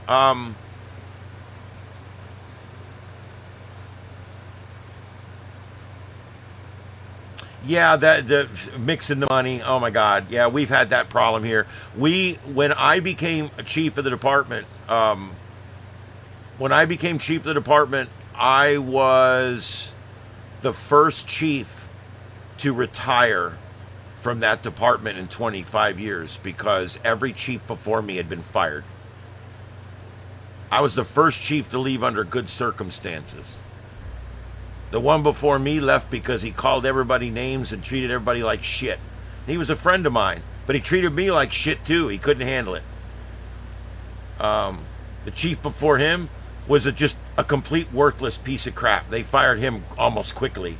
The chief before him, very corrupt, into a bunch of bullshit. The chief before him, literally talking his guys out to go and stealing shit for him. I mean, you're talking about some real scumbags here. And we were a great department full of good guys that did lots of really good things. But just like I said earlier, when it comes to humans, the corruption always seems to find its way in there. And every chief we had, there was some kind of issue. And then when I got in there, my back got bad. And after 2.5 years, I'm like, you know what? I'm going to Jerry Seinfeld this thing. I'm going to walk away while I'm on top. And that's what I did. I took it and walked. And then I stayed on for a year to keep those programs going. Remember all those programs I told you about? And then after that year, when I finally left, that was the last year they did any of those programs. Yeah, DAs generally don't prosecute firemen and cops. And when they do, it's something they had to do because it was egregious. Yeah. All right, they got the canine out there. I don't know how much longer we should hold this. I'm turning radio back up a little bit in case they start talking. But they got the canine out there. So hopefully we'll have a resolution here in just a minute. I didn't want to shut down until I had a resolution. Been on 3 hours and 28 minutes. It's now 12:28 on the East Coast, 9:28 on the West Coast, and we are following a live pursuit in Hollywood Hills area of California. This started out as a stolen vehicle, and this person ditched the vehicle, ran about 2 blocks, and inside that door that you see lit up there, we have 2 different live chopper shots out of California right now. The upper center is also in that same area. He's been following police activity in that same area. And also upper right, these are live right now. Los Angeles, there is an active protest going on right now in LA near the Federal Building. And then, of course, center right is downtown Fort Myers, where we just had a very heavy rainstorm with lightning move through. And that's where we are at currently.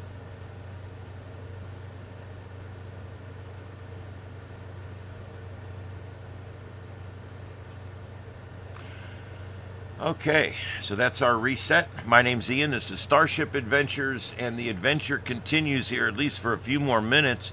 We can try to see if maybe we can get a resolution on this pursuit. I see the dog tail wagon. It's nice to have a chopper shot. It's rare to have 2 chopper shots and the scanner. Everything has to come together because the scanner, not every place has a scanner, okay? and not every scanner is unencrypted and things like that. So to be able to get the scanner and find the scanner, and also be able to get 2 different chopper shots at the same time, this is actually really good. I mean, we don't normally get this level of coverage like that. This is pretty good. They still got their guns out in there.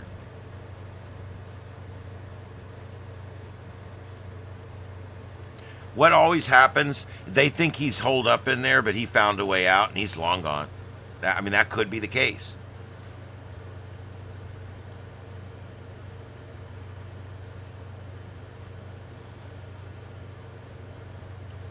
Maybe he's in that red box right there. Did you look in the red box? I'm just saying.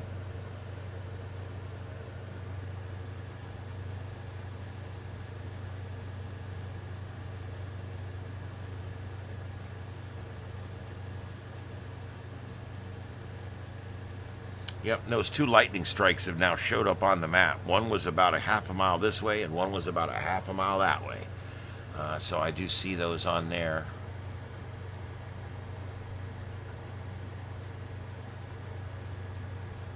Yeah, you know, I did see that, Junior. I'd like to know how they measured that, but is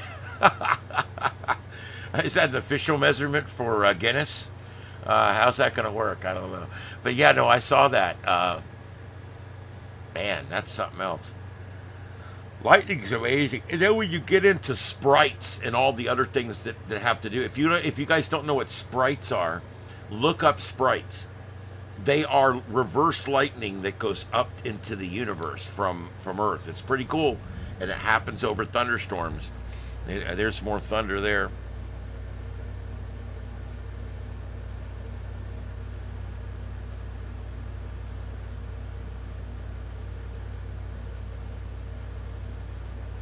Oh, come on, guys. What's the story? One of y'all's going to have to buck up and kick the door down. Jesus. I do agree with slowing down and taking your time, but at some point you have to confirm whether the guy's in there or not, and you have to move on.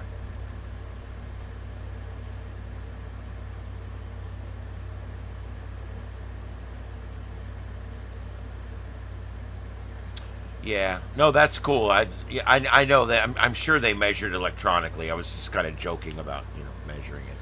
But yeah, the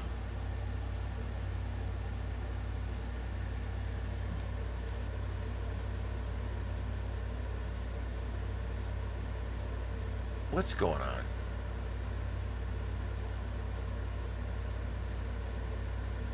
That guy's holding his gun like I used to hold my trumpet when I was tired of being in band.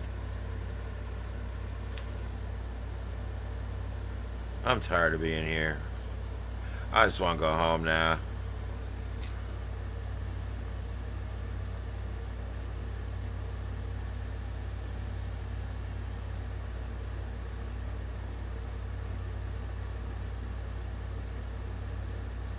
That was a cool shot with the chopper going by.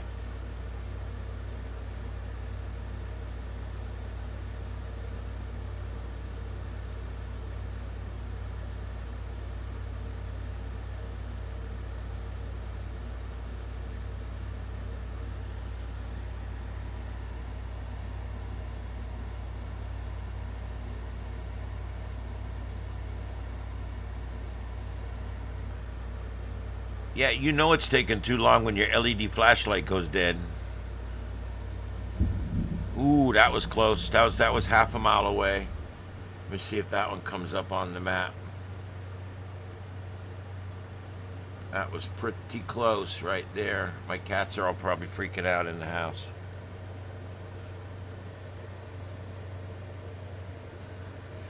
Actually, the truth is, none of my cats really have lightning anxiety. I used to have a cat, my old 22-year-old cat Fluffy, years ago, had it. Helmet, white t-shirt, shorts, and black shoes. Full speed, swerving, cutting vehicles off. But she used to get very nervous during storms and just get panicky. But none of my cats really care anymore. we get bad lightning storm. I don't know if you guys know it or not, but the area between Naples and just north of Tampa Bay, that area gets more lightning strikes per mile than any other place in the country. Not the world. There's some places in the world that get a lot more lightning than us. But let's talk about this country. Nowhere in this country gets as much lightning as we do down here. And as you get closer to Tampa, you max out. I mean, it's just a maximum amount of lightning. It's just a crazy thing we have down here. We get these very tall thunderstorms, so that's where you get that. You get all that lift and you get all that energy up in there, and there you go. I'm just gonna stand here and hold my gun for a while. Come out, wherever you are, and stuff.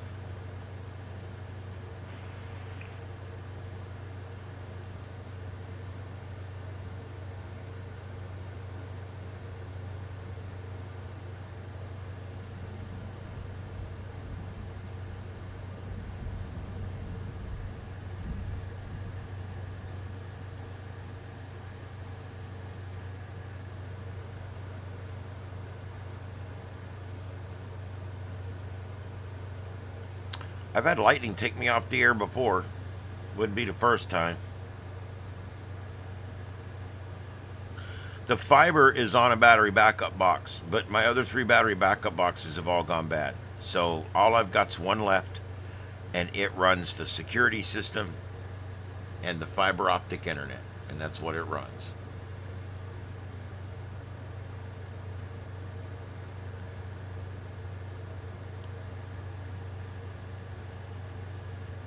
I would love to eventually get battery boxes again, but here's the thing with battery boxes.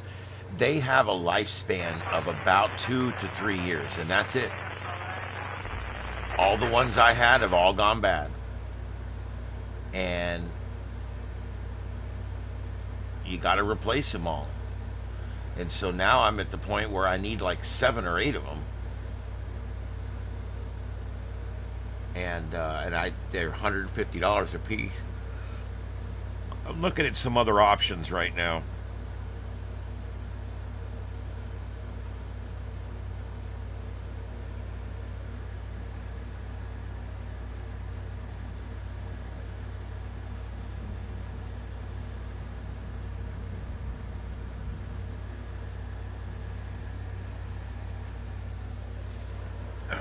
I'll be right back.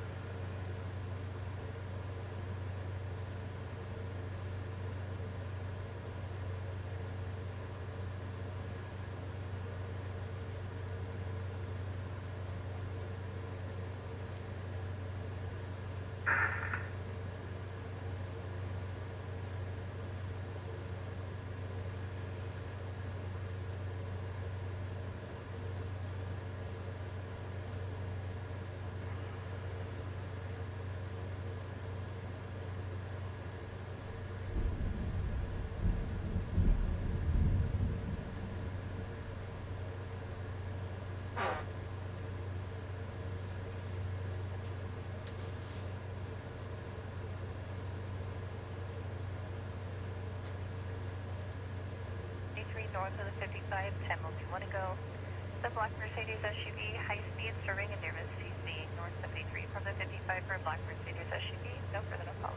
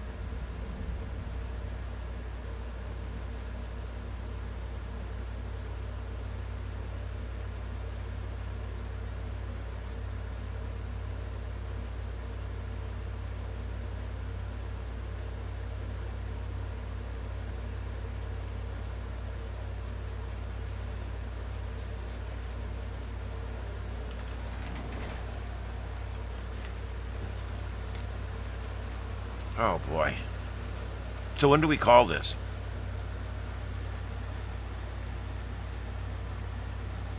I appreciate you guys hanging in here. I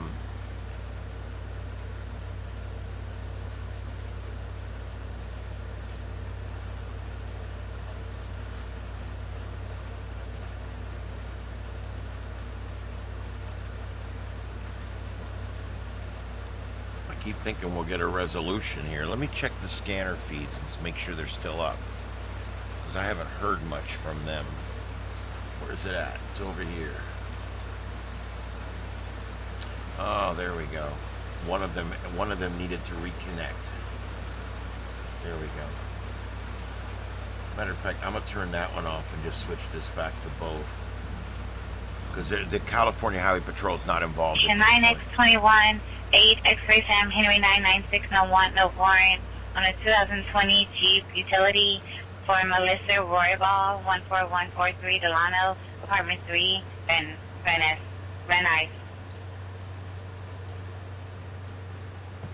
Yeah, the only thing we've done for 30 minutes here is waste chopper fuel. Truthfully, it costs literally like $30 a minute to keep that thing in the air. When you look at the cost of the unit and the maintenance and the manpower and everything, it's ridiculous. Major fire damage. The other's going to be a Mazda hatchback. It's going to be rolled over. Keeper for Roger and 2 toes, Lindley and Kitcher.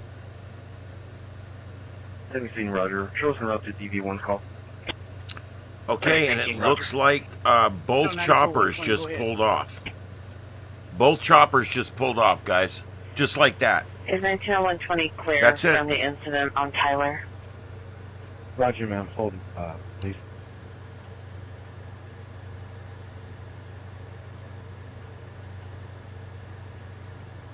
J62002. Yep. All right, Junior. Well, you have a good night. Everybody else have a good night, too, because I'm calling this thing. I'm out. I'm outie. I'm tired. I need to go to bed. And so there you go. All right, everybody, thanks for being here tonight. This is Starship Adventures. My name's Ian, and we have been live here in the thunderstorm from Southwest Florida at Starship Studios, and we'll see you guys back here tomorrow night. Same bat time, same bat channel, 9 p.m. Eastern, right here on Starship Adventures. 7-3, everybody. Have a good evening out there, and we'll catch you later.